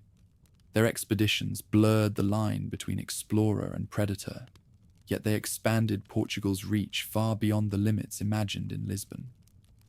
The Sabah Sertão, once thought impenetrable, became the next horizon. The Jesuits followed these paths too, seeking not gold, but souls. Their missions stretched into Paraguay and the Amazon, building communities where native languages were written down for the first time, and where European and indigenous customs mingled in uneasy harmony. Some of these missions grew into self-sufficient towns. Others were destroyed by slavers or abandoned to the jungle. Yet their memory endured, part of the moral map of a continent still being drawn. In Europe, the balance of power was shifting. Spain, united under a single crown, had become the giant of Christendom. Its galleons carried Mexican silver and Peruvian gold, wealth that dwarfed even Portugal's eastern riches. The two Iberian empires eyed each other across the ocean's invisible line, their rivalry both fraternal and fatal. Yet Portugal's mastery of the sea remained unchallenged. No other nation could match its navigators. No other maps were so precise. No other fleets so relentless. The world, it seemed, had been divided, and Portugal held its half securely. But empires are never still. By the 1570s, shadows gathered over Lisbon. The population of Portugal itself was small, too small for the demands of a global empire. Each year, thousands of men left for Africa, India, and Brazil. Few returned. The homeland emptied as the world filled with its sons. The crown struggled to govern territories it could barely staff. Governors fought among themselves, priests feuded with planters, and local councils ruled as they pleased. The very distances that had made Portugal powerful now threatened to pull it apart. Brazil, meanwhile, was beginning to think of itself less as a colony and more as a world of its own. Children born on its soil called themselves Brasileiros, not Portuguese.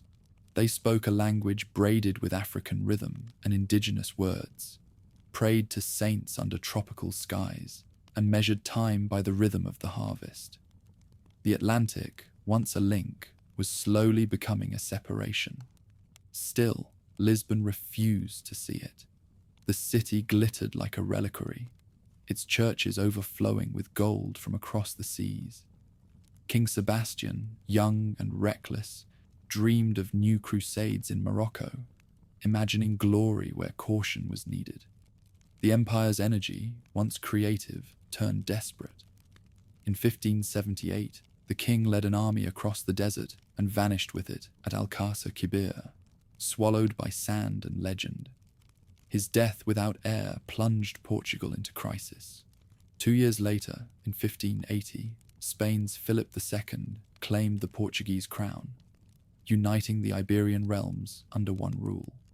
For 60 years, Portugal would remain bound to Spain, a union that preserved its empire but dimmed its independence. The caravels still sailed, the sugar still flowed, but the heart that had dreamed the seas now beat under another's shadow.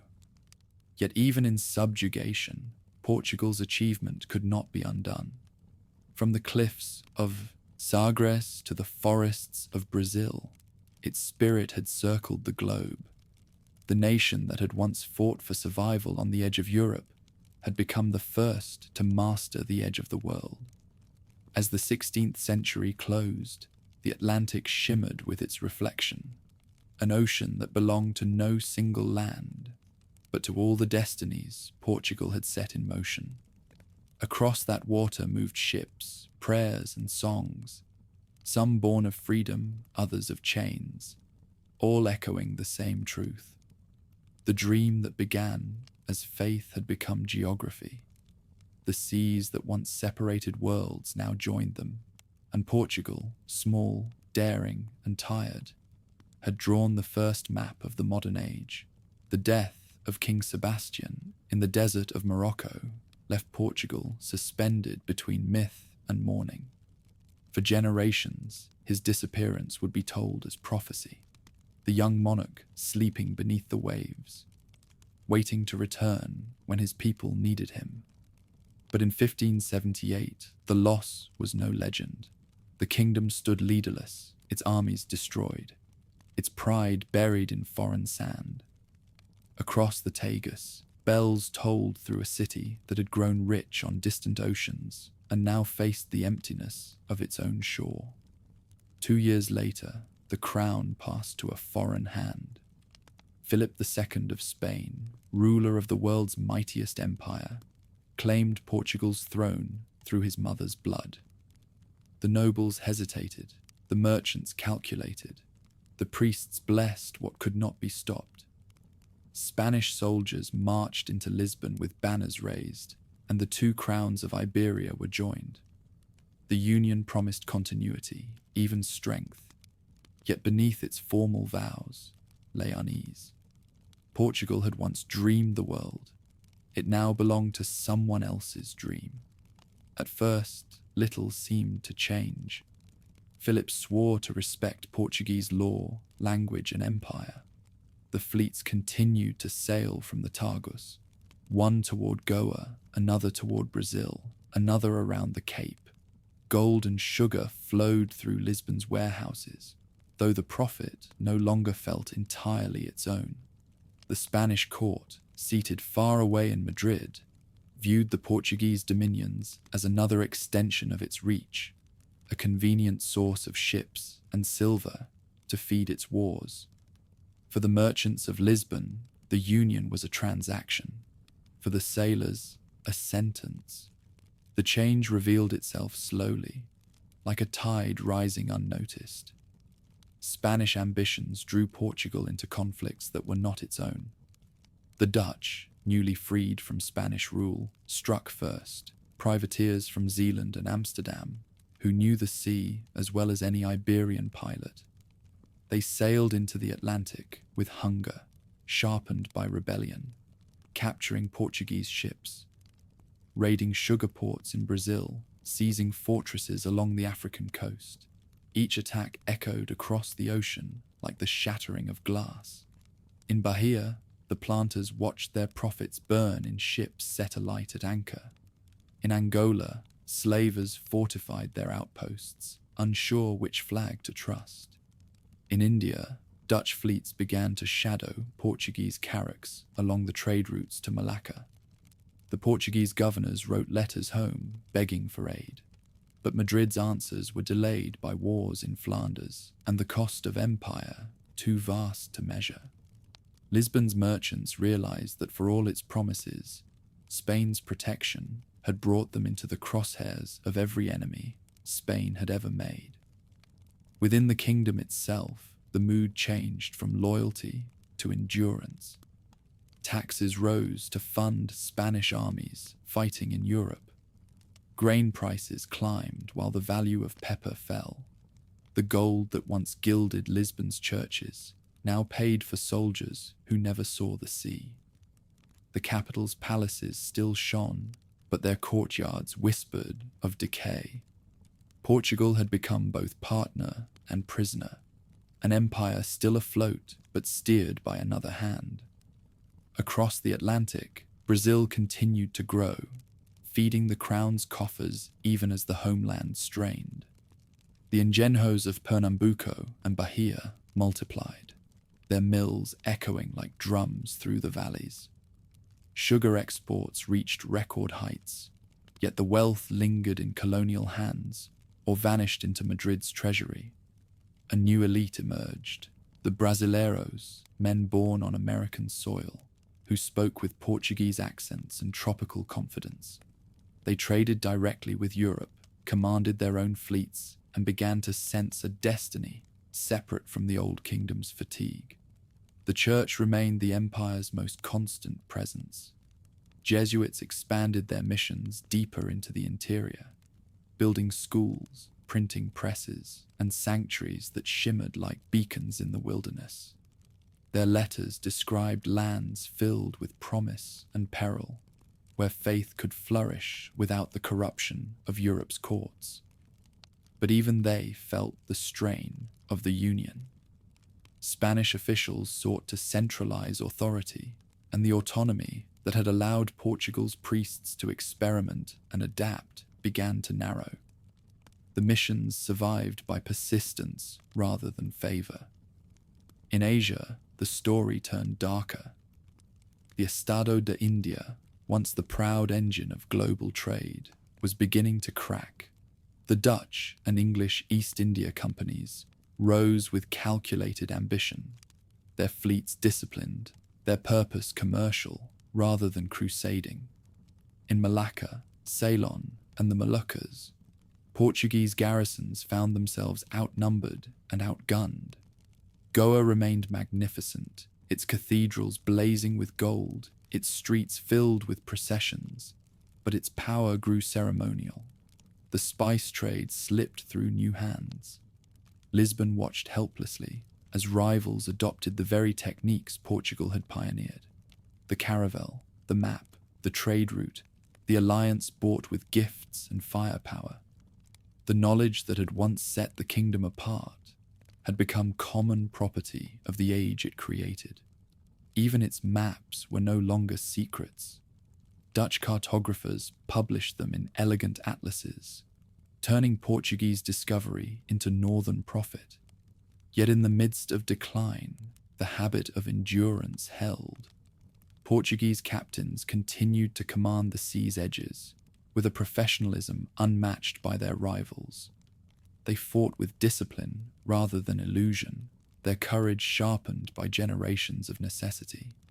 In Africa, forts like Elmina, Luanda, and Mozambique remained loyal, guarded by mixed communities of settlers, soldiers, and Africans bound together by trade and faith.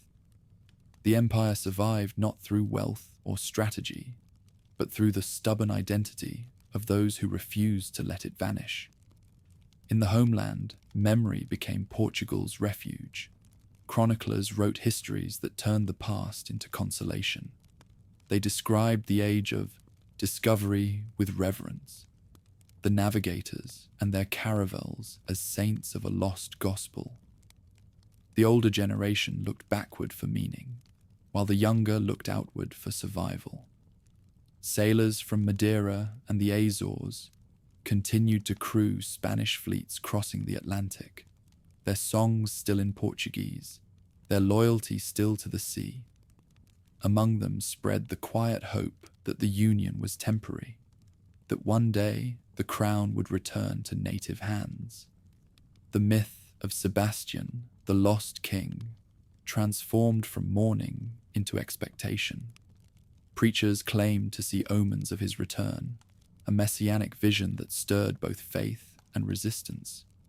Sebastian's ghost became a kind of political weather, drifting through taverns and monasteries, a reminder that Portugal's soul remained its own, even if its crown did not. Meanwhile, Brazil's world kept expanding. Sugar exports doubled. New towns rose along the coast. Slave ships increased their voyages from Africa.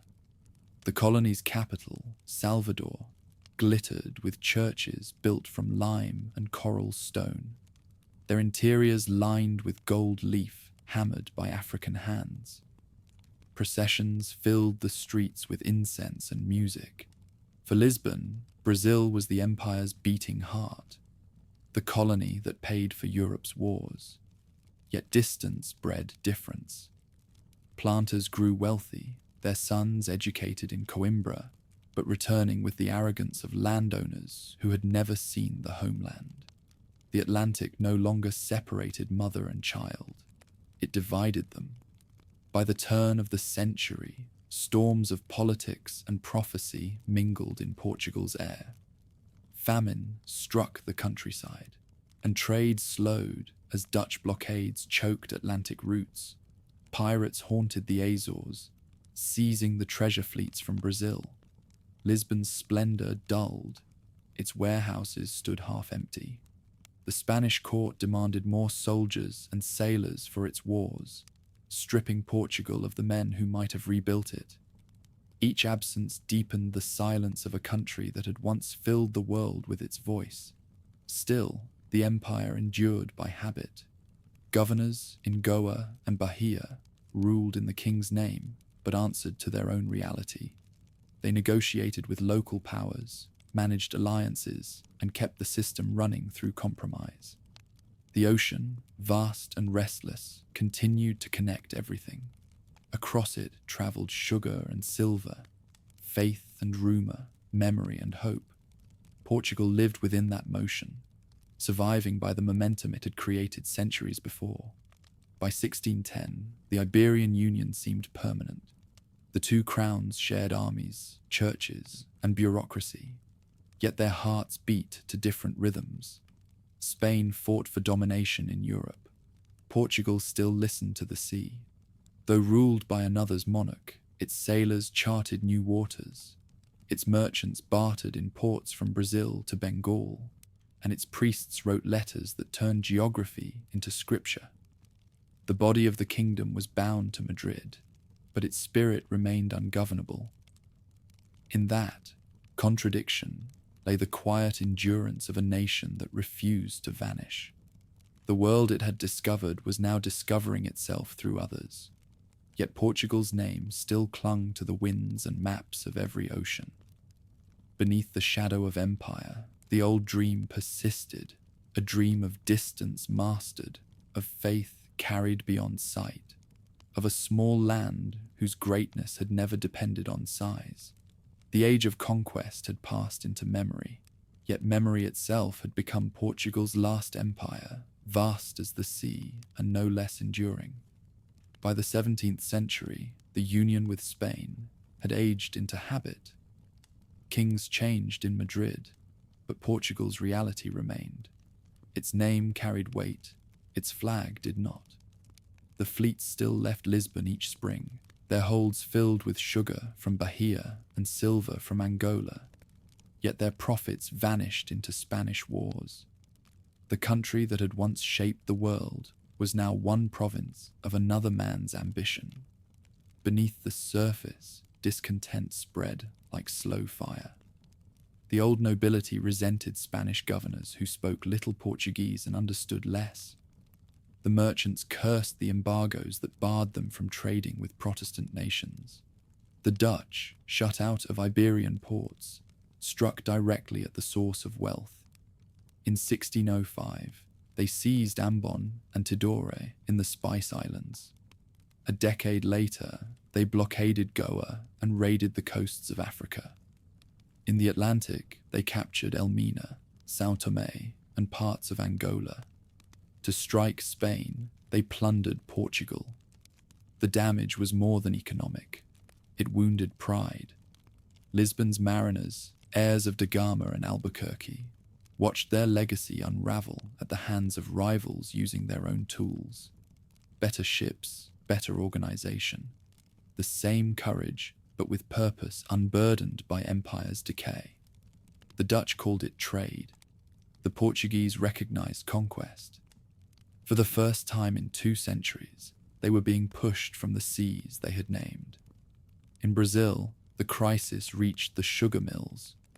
Dutch privateers prowled the Atlantic, capturing convoys, disrupting exports, and seizing ports. In 1624, they took Salvador da Bahia, raising their flag above the cathedral where Portugal's empire had first been consecrated. Panic swept through the colonies. The Senhores de Engenho fled inland, taking their slaves and their saints with them. For a year, the city lay under foreign control, its churches looted, its archives burned. Help came not from Madrid's distant armies, but from the resilience that had always defined Portugal's people. Colonial militias gathered with African freedmen, native allies, and Jesuit priests. They fought from the jungle, striking at night and vanishing by dawn. In 1625, a combined fleet from Portugal and Spain finally arrived, driving the Dutch out after months of siege. Salvador returned to Portuguese hands, though its scars remained. The victory was costly. Each reprieve depended on cooperation with Spain, yet Spanish wars elsewhere drained resources faster than they could be restored. The Dutch returned again in 1630, this time to Pernambuco, where the sugar fields were richest. They came not as raiders, but as settlers, founding a new colony under the banner of the Dutch West India Company. Its governor, Johann Moritz of Nassau, ruled with precision and curiosity, bringing engineers, painters, and scholars to map and record the tropics. Dutch Brazil became a mirror to the Portuguese colony, modern, disciplined, and prosperous. The Portuguese planters, trapped between loyalty and necessity, often made uneasy peace with the occupiers. Trade continued, and sugar still flowed across the Atlantic, but the old order trembled. The Dutch built forts along the coast, expelled Jesuits, and forged alliances with local tribes. The empire that had once dominated the seas now fought for survival in its own harbours. In Africa, similar tides turned. The loss of Luanda to Dutch forces in 1641 nearly severed the link between the slave coast and Brazil. The transatlantic circuit, the machine that had powered the Portuguese Atlantic, stalled. Captains rerouted through precarious channels, dealing secretly with African rulers who demanded guns and cloth in exchange for captives. The church condemned the traffic. The economy demanded it. Between sin and survival, empire found compromise. Within Portugal, the sense of dispossession deepened. Madrid's taxes rose while privileges shrank. Spanish officials treated Lisbon as an appendage, useful only for its ports. The court's intrigues favored Castilian nobles. Portuguese voices went unheard. Every defeat overseas echoed in the homeland, turning frustration into quiet rebellion. The myths of independence, long dormant, began to stir again. In taverns and monasteries, men whispered of the old days. of Afonso Henriques and the Battle of Urique, of Prince Henry and the caravels. Sebastian's legend returned in new form, the promise that one day Portugal would awaken from foreign rule as it had once awakened from obscurity. Even the clergy began to echo such prophecies in sermons disguised as homilies. The empire's decline had become the soil of nationalism. While the homeland brooded, the colonies adapted. Brazil's settlers learned to govern themselves out of necessity. Planters built militias, negotiated with native groups, and even arranged truces with Dutch commanders when distant kings could not.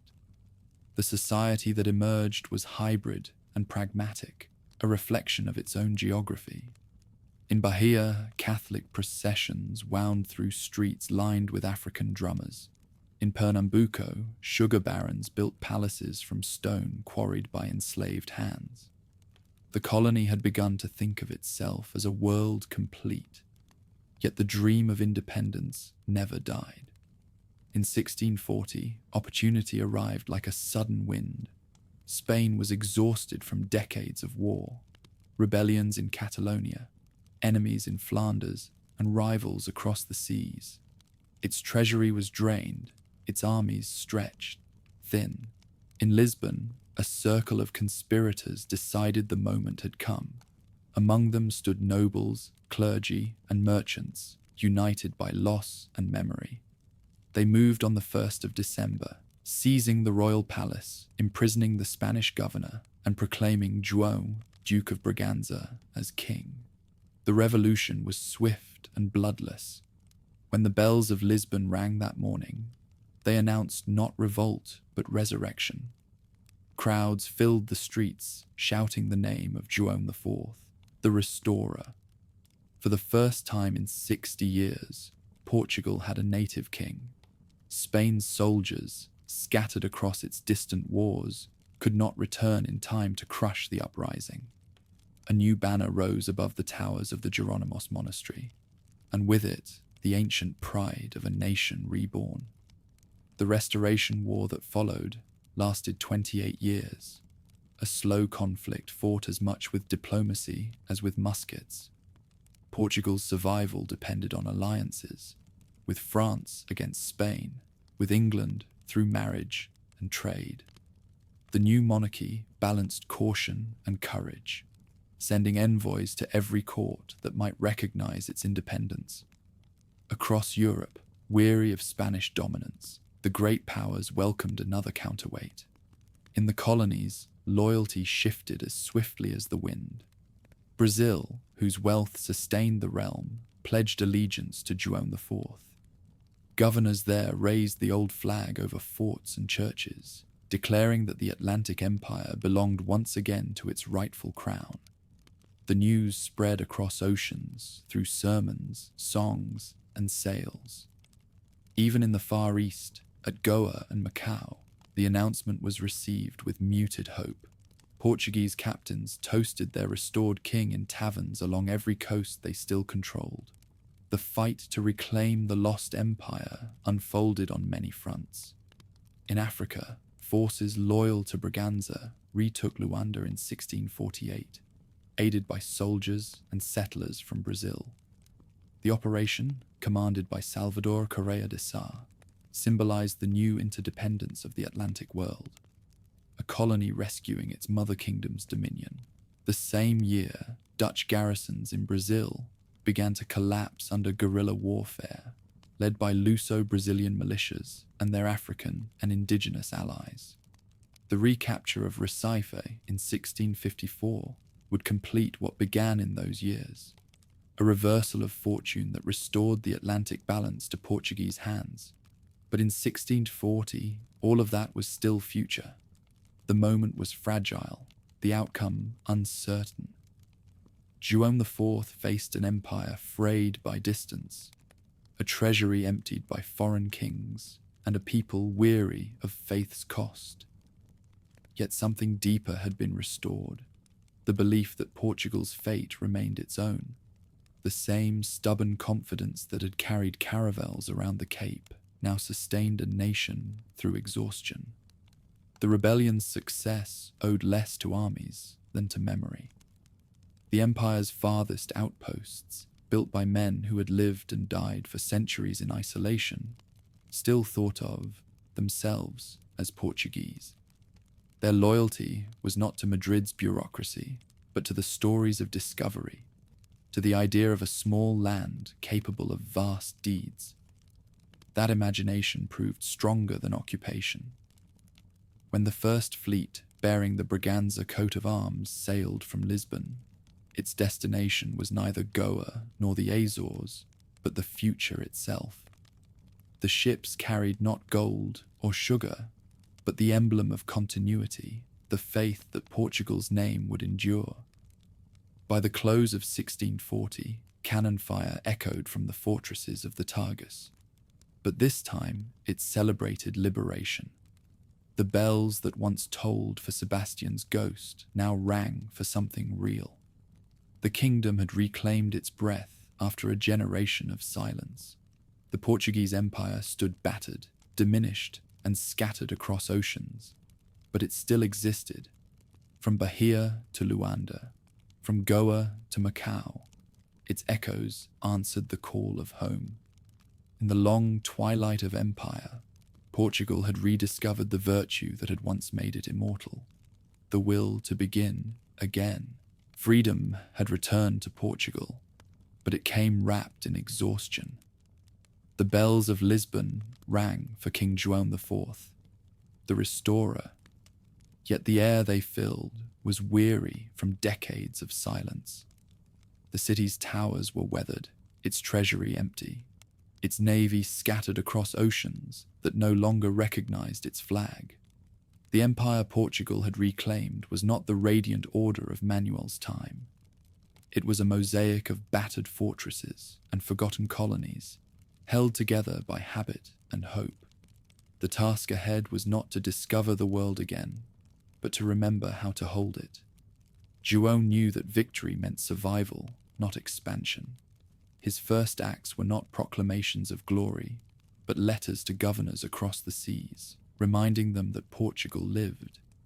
In Goa, in Luanda, in Salvador da Bahia, the news of restoration reached through rumor and prayer before official messengers arrived. Flags were mended, oaths renewed, masses sung in thanksgiving. For men who had spent a lifetime under foreign rule, the words King of Portugal and the Algarves once again carried weight. The Restoration War dragged on across Europe, draining what little Portugal possessed. Fields lay untended, ships rotted in their slips, but the spirit that had survived 2 generations of occupation would not bend again. The Braganza kings ruled as caretakers of endurance. They taxed salt and tobacco, borrowed from merchants, and promised payment in victories yet to come. Even as Spain sought to crush its reborn neighbor, Portuguese troops defended their borders with the tenacity of a people who had already lost everything once.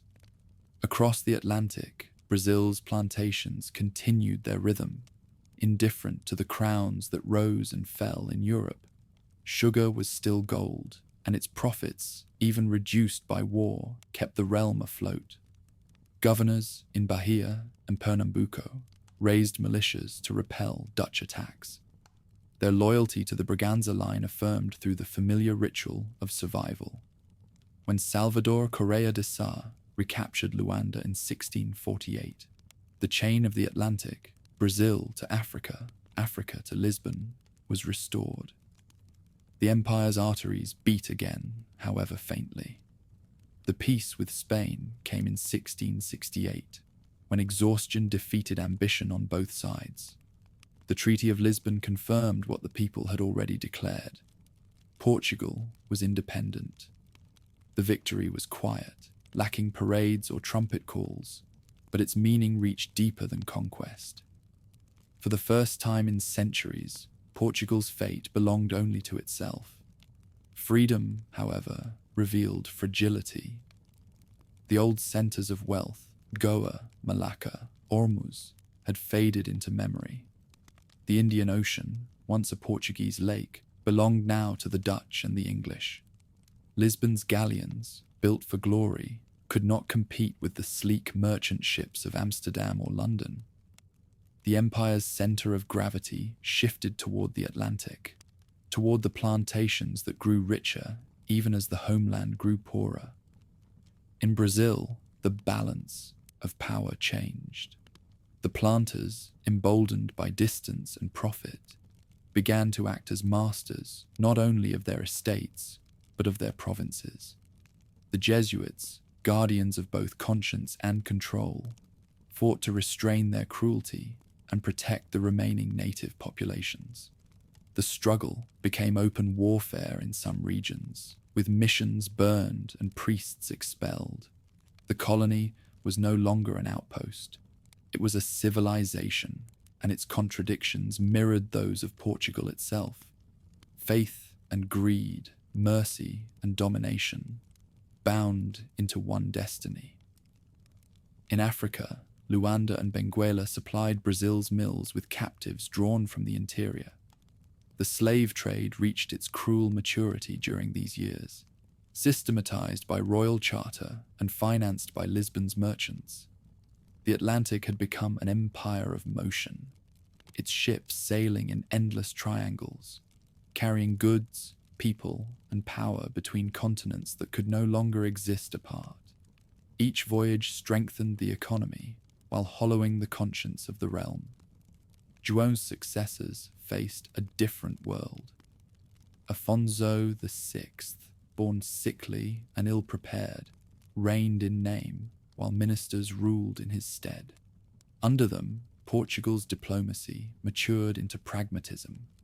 Alliances with England brought naval protection in exchange for trade privileges. Alliances with Rome secured spiritual legitimacy for colonial wealth. The marriage of Catherine of Braganza to Charles II of England in 1662 sealed this partnership. Her dowry included Bombay and Tangier, symbols of empire traded like currency, but it also bound Portugal to a power rising as surely as Spain had once risen. The 17th century's middle decades were not an age of expansion, but of consolidation.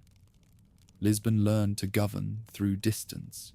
The Conselho Ultramarino, the Overseas Council, managed far-flung territories with the precision of a clockmaker, issuing decrees that took months to arrive and longer to be obeyed. Bureaucracy replaced adventure.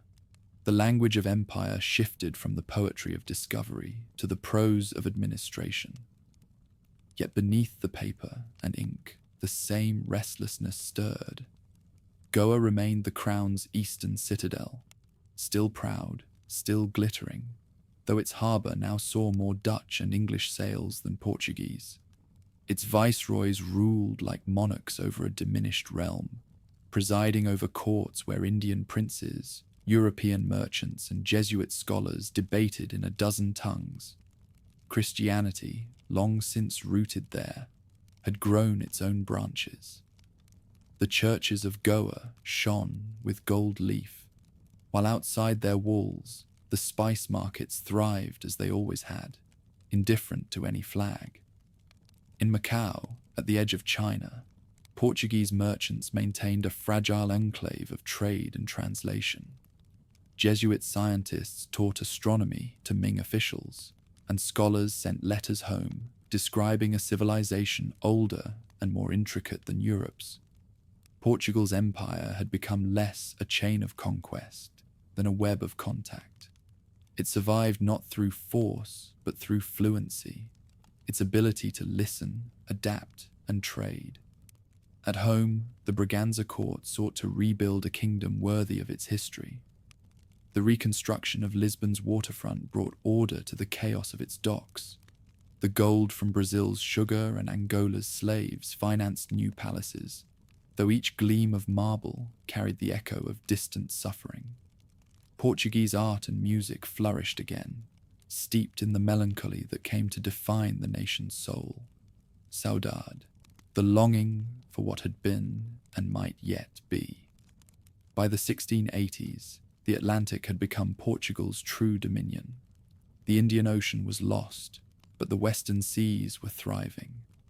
New generations of Brasileiros, Portuguese by name, American by birth, expanded agriculture, founded towns, and looked inland toward the promise of gold, rumored in the mountains of Minas Gerais. Expeditions, called bandeiras, set out from São Paulo, driven by hunger and ambition.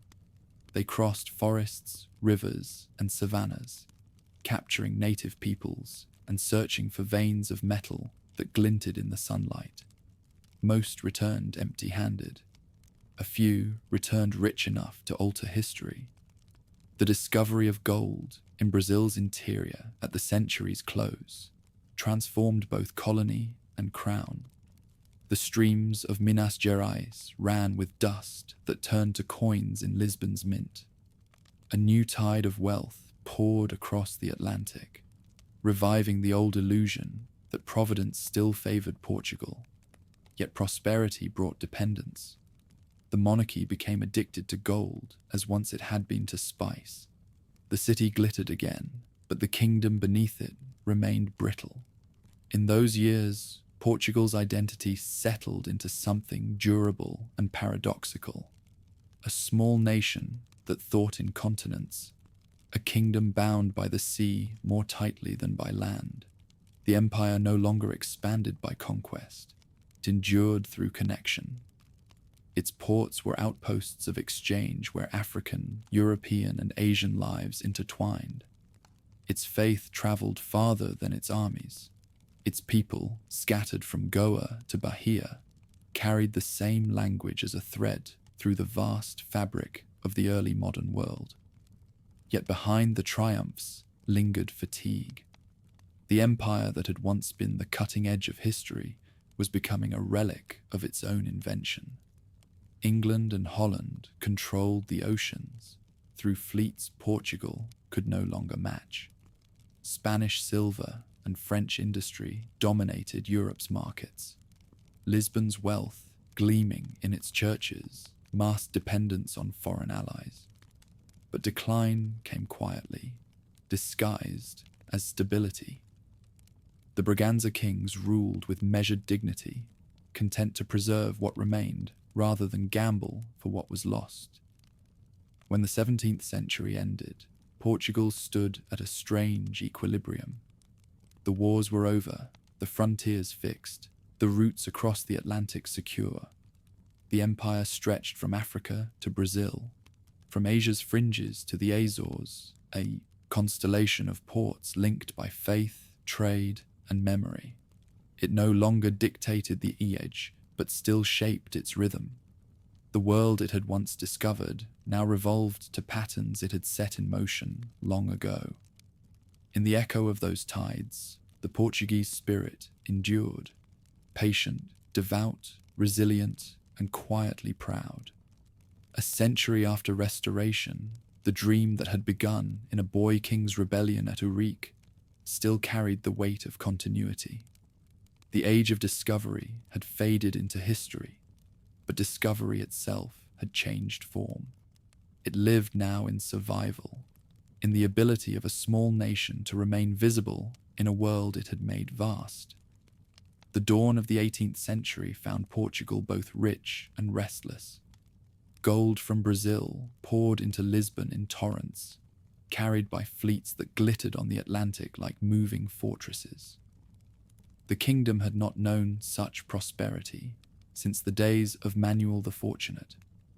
Coins struck from Brazilian metal bore the cross of Christ and the face of the Braganza kings.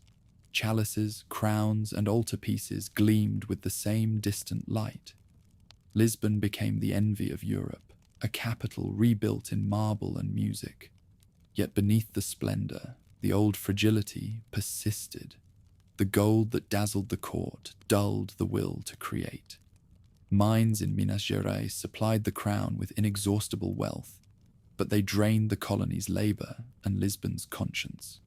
Caravans of enslaved Africans and indigenous captives trudged into the interior, working rivers and hills until the landscape itself seemed to bleed metal.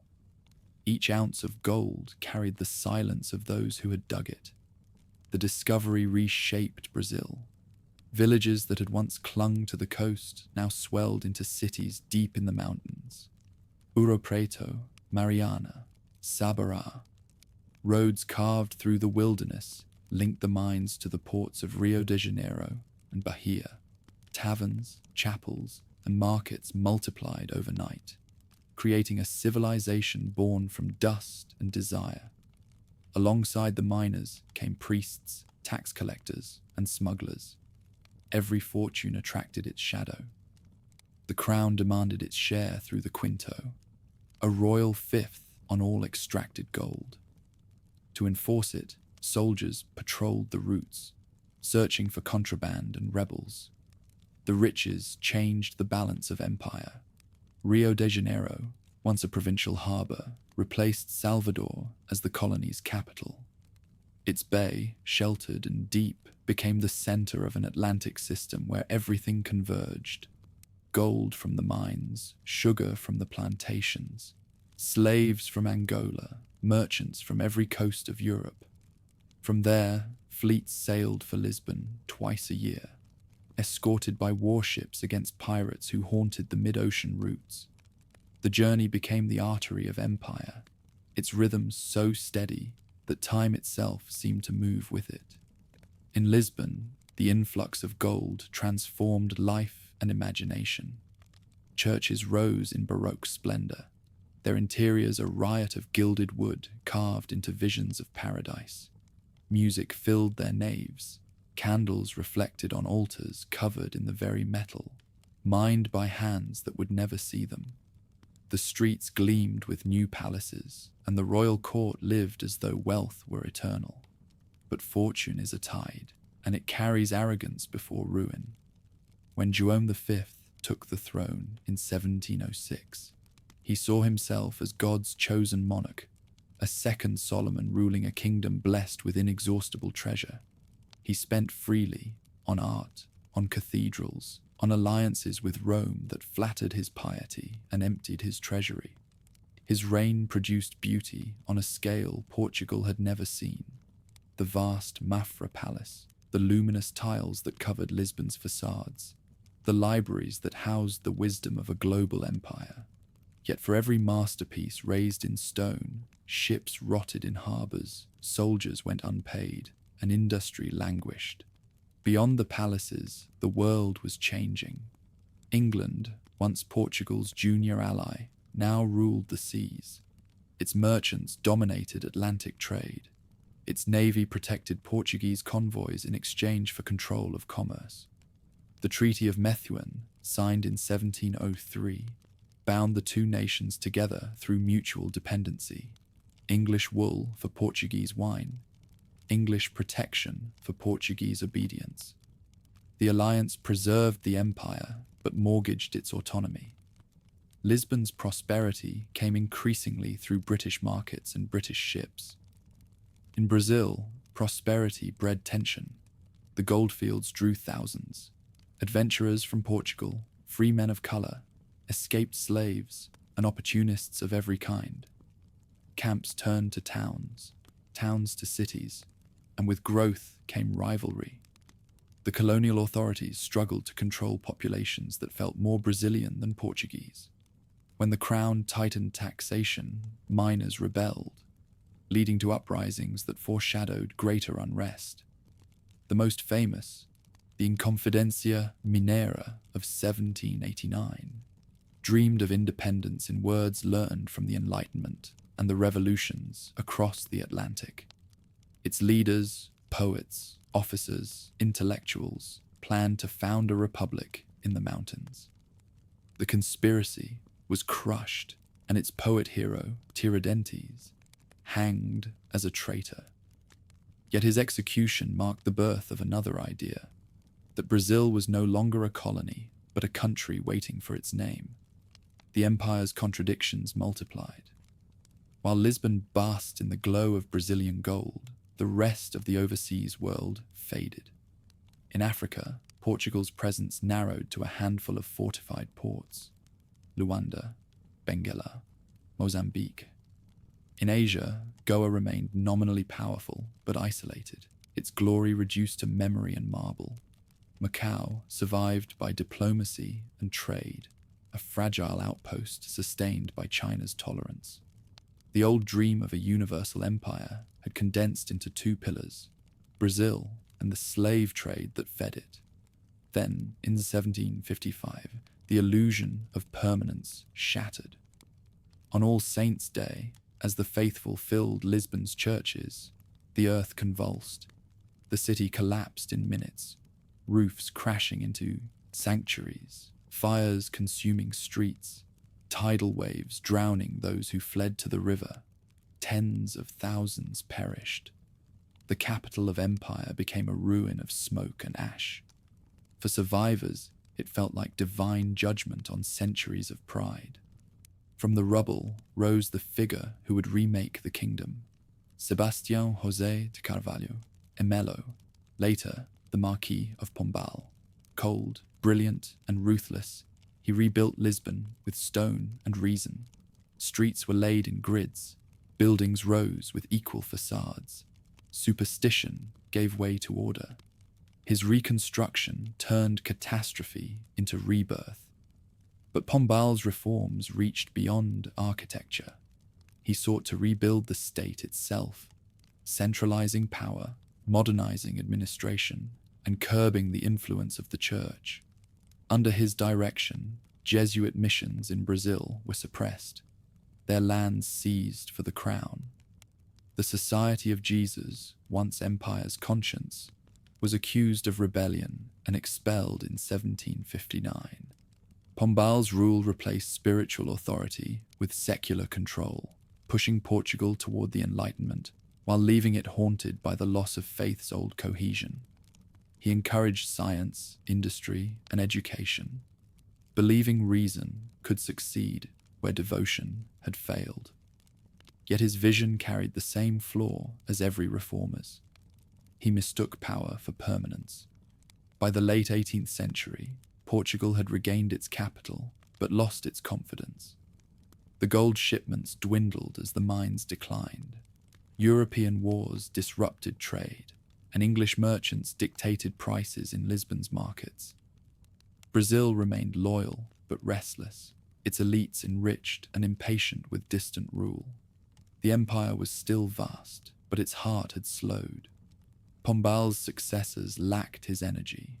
After his dismissal in 1777, the court slid back into ceremony, content to live on inherited grandeur.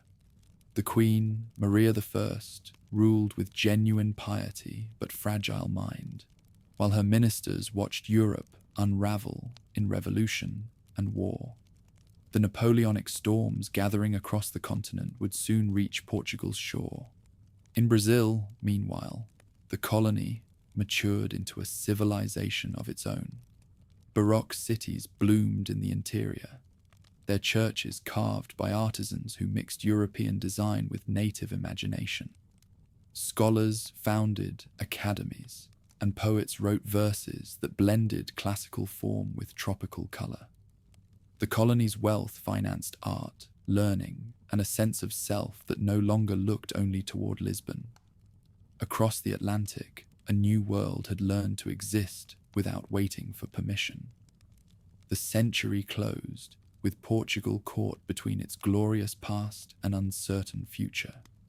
The gold had made it splendid and dependent, enlightened and complacent. Its empire was no longer a story of expansion, but of endurance, an archipelago of memories connected by trade winds and faith. The same ocean that had carried caravels now carried news of revolution from France, rebellion from America, and ideas that no empire could contain. In 1807, the armies of Napoleon crossed the border, and the old order at last gave way. The royal family, urged by its British allies, fled across the Atlantic to Brazil.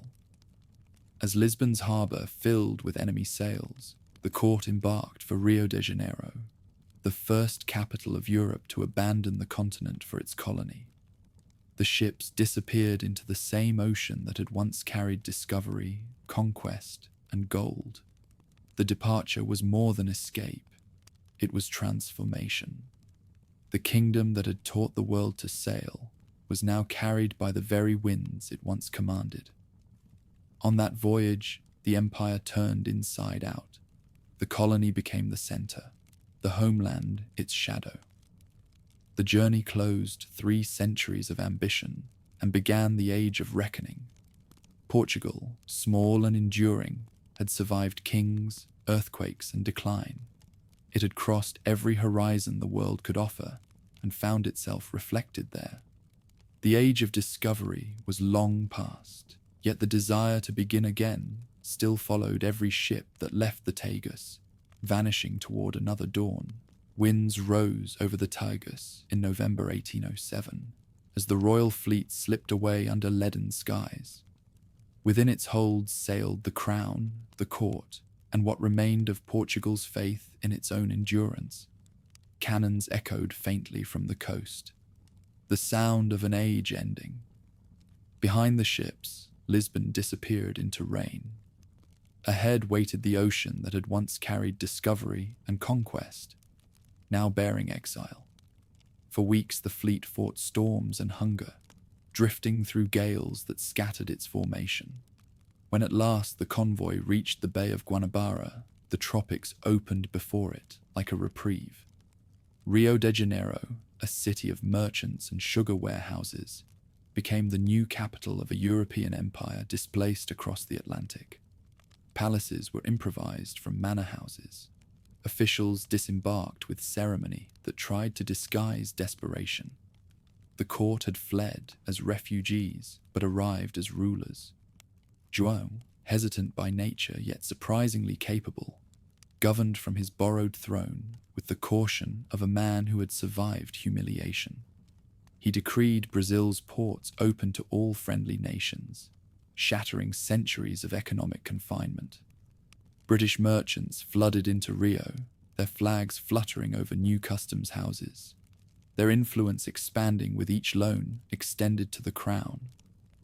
Within months, the colony's isolation ended, and its cities hummed with foreign trade and sudden ambition. The Atlantic, once a boundary, had become the bridge between 2 halves of a single realm. Lisbon, meanwhile, endured the occupation it could not resist. French troops converted churches into barracks and palaces into quarters for generals. Farms starved, streets emptied, and what had been the proudest port of Europe turned silent under foreign rule. When liberation came in 1811, it brought little relief.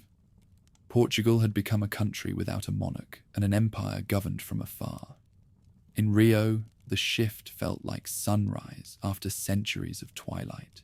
Commerce flourished, theatres opened, universities taught law and medicine to a new generation who saw themselves not as colonials, but as citizens of a kingdom reborn in the tropics. Newspapers printed in Portuguese and French debated liberty, monarchy, and nationhood. Every dock, every market stall, every foreign ship reminded Brazil that it no longer needed permission to exist. The court had meant to preserve empire. Instead, it had awakened independence. By 1820, the tide turned again.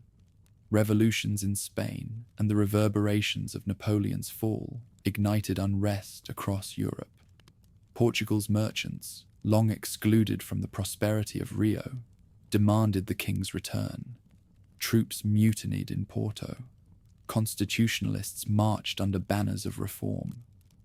João hesitated, torn between the world he had left and the one he had built. In 1821, he sailed back across the ocean, leaving his son, Dom Pedro, as regent in Brazil. The voyage reversed history, a homeland reclaiming its monarch from the colony that had outgrown it. Dom Pedro, young and impulsive, watched the growing defiance around him. Brazilian elites, enriched by trade and proud of autonomy, rejected any return to subordination. When Lisbon's new Cortes ordered his recall, he refused. On a September morning in 1822, He drew his sword beside the Ipiranga River and declared Brazil independent. His cry, independence or death, was both rebellion and inheritance, echoing the courage that had once defined his ancestors across the sea. Portugal awoke to find its empire reduced to fragments. The jewel of its dominion was gone, and with it, the wealth that had sustained its illusions. What remained was a scattered constellation of territories: Angola, Mozambique, Goa, Macau, and Timor, each distant, each indispensable. The nation turned inward, searching for meaning in memory. Lisbon rebuilt itself as best it could, its facades bright, its treasury empty. Poets wrote of loss with the calm of resignation, inventing a word for it that would outlast empires: saudade. Decades passed in quiet recovery. The 19th century unfolded like a long echo of former greatness. Steamships replaced caravels, and the telegraph-bound oceans that no longer needed explorers. Portugal governed its African and Asian possessions through decrees sent by cable and wars fought by proxy. Industrial powers, Britain, France, later Germany, carved up continents in their own image.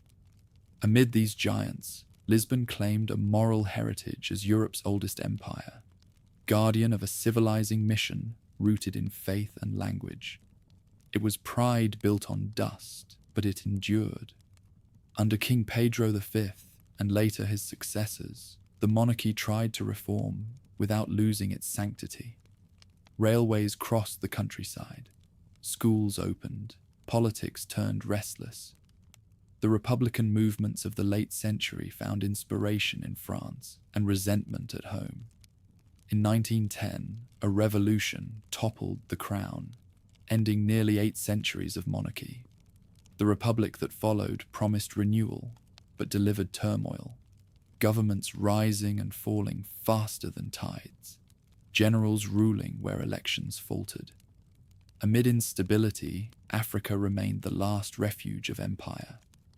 Angola's highlands and Mozambique's coastlines became symbols of permanence, places where the old map still meant something. Lisbon invested what little it could, building railways to mines and plantations, extending laws written for a continent that had forgotten their authors. For a generation, this illusion held. By the mid-20th century, Europe had begun to shed its colonies. The Second World War had redrawn global power, and new nations demanded sovereignty in the name of the very ideals Europe had preached. Yet Portugal, under the dictatorship of Antonio de Oliveira Salazar, chose another path. To him, the empire was not a remnant, but the reason for existence. He renamed it the Overseas Provinces, declaring them inseparable parts of a single nation, from Minho to Timor. His rule fused austerity, Catholicism, and nostalgia into an ideology of endurance. Lisbon under Salazar was a study in control. The city shone outwardly, but beneath the whitewashed walls lingered silence. Censorship guarded the press. Secret police guarded thought. Propaganda turned the voyages of discovery into liturgy, the cross and caravel into sacred icons. School children learned that Portugal's mission was eternal, that to rule was to serve, that history had not ended, but merely paused. Across the seas, the truth unraveled. In Angola and Mozambique, in Guinea-Bissau and Cape Verde, movements for independence gathered strength. Guerrillas fought in jungles and savannas, their weapons supplied by a new world divided between Cold War powers. Portuguese soldiers, many barely men, were sent to fight wars without purpose in lands their textbooks called brother provinces. The empire consumed its youth. While the wars dragged on, Lisbon stagnated. Isolation grew heavier. Emigration drained villages. Censorship strangled imagination. By the 1970s, a generation born long after the age of discovery had begun to question what remained worth defending. Musicians whispered protest in songs disguised as love ballads. Poets spoke of freedom in parables, and the army itself began to fracture. Officers who had seen too much of Africa carried home the realization that loyalty could no longer mean silence. On April 25th, 1974, their patience broke. Tanks rolled through the streets of Lisbon, but the people did not flee. Crowds gathered, offering red carnations to soldiers who refused to fire. Within hours, the dictatorship collapsed. The revolution was gentle in gesture, immense in consequence. After nearly half a century of repression, Portugal breathed again. The new leaders moved quickly. Censorship abolished, prisoners freed, and, most radical of all, the empire released. One by one, the colonies gained independence. Mozambique, Angola, Cape Verde, Guinea-Bissau, São Tomé, all claimed the sovereignty that Lisbon could no longer deny. The transition was chaotic, marked by exodus and war, but irreversible. The age of empire ended not in battle, but in recognition. Across the oceans, nations that once flew the cross of Portugal now raised their own flags. For the first time in its history, Portugal stood alone within its borders. The seas that had once defined it became symbols rather than frontiers, reminders of both glory and cost. Yet from that contraction came a strange peace. Freed from the burden of empire, the country began to rediscover itself, not as ruler, but as witness. A language, once a tool of dominion, became a bridge linking continents by memory instead of command. Lisbon changed again. The same hills that had watched the caravels depart now overlooked a city of music, books, and returning emigrants. Africans, Brazilians, and islanders settled among its stone alleys, speaking the same tongue with different rhythms. The empire that had dissolved in politics reassembled in culture. Portugal no longer ruled the world, yet the world still spoke its language. Looking back across 8 centuries, the arc seemed impossibly long, from a battlefield in the 12th century to the boulevards of the 20th, from faith forged in war to freedom born in surrender. Few nations had wandered so far and remained themselves. Portugal had touched every ocean and returned smaller, poorer, but more human. Even now, the country carries its history like a pulse. Its sailors' courage, its poets' melancholy, its stubborn endurance, they survive in the rhythm of its speech and the memory of its songs. In the quiet after empire, the nation learned the hardest lesson of all, that discovery does not end when the map is finished, only when curiosity fades. The caravels are gone, their timbers turned to dust, yet their wake still shapes the waters of every shore they reached. From Rio to Goa, from Luanda to Lisbon, the echo of their voyage endures, a reminder that ambition and faith once dared to cross the world, and that even in decline, the dream of Portugal never truly ceased to sail.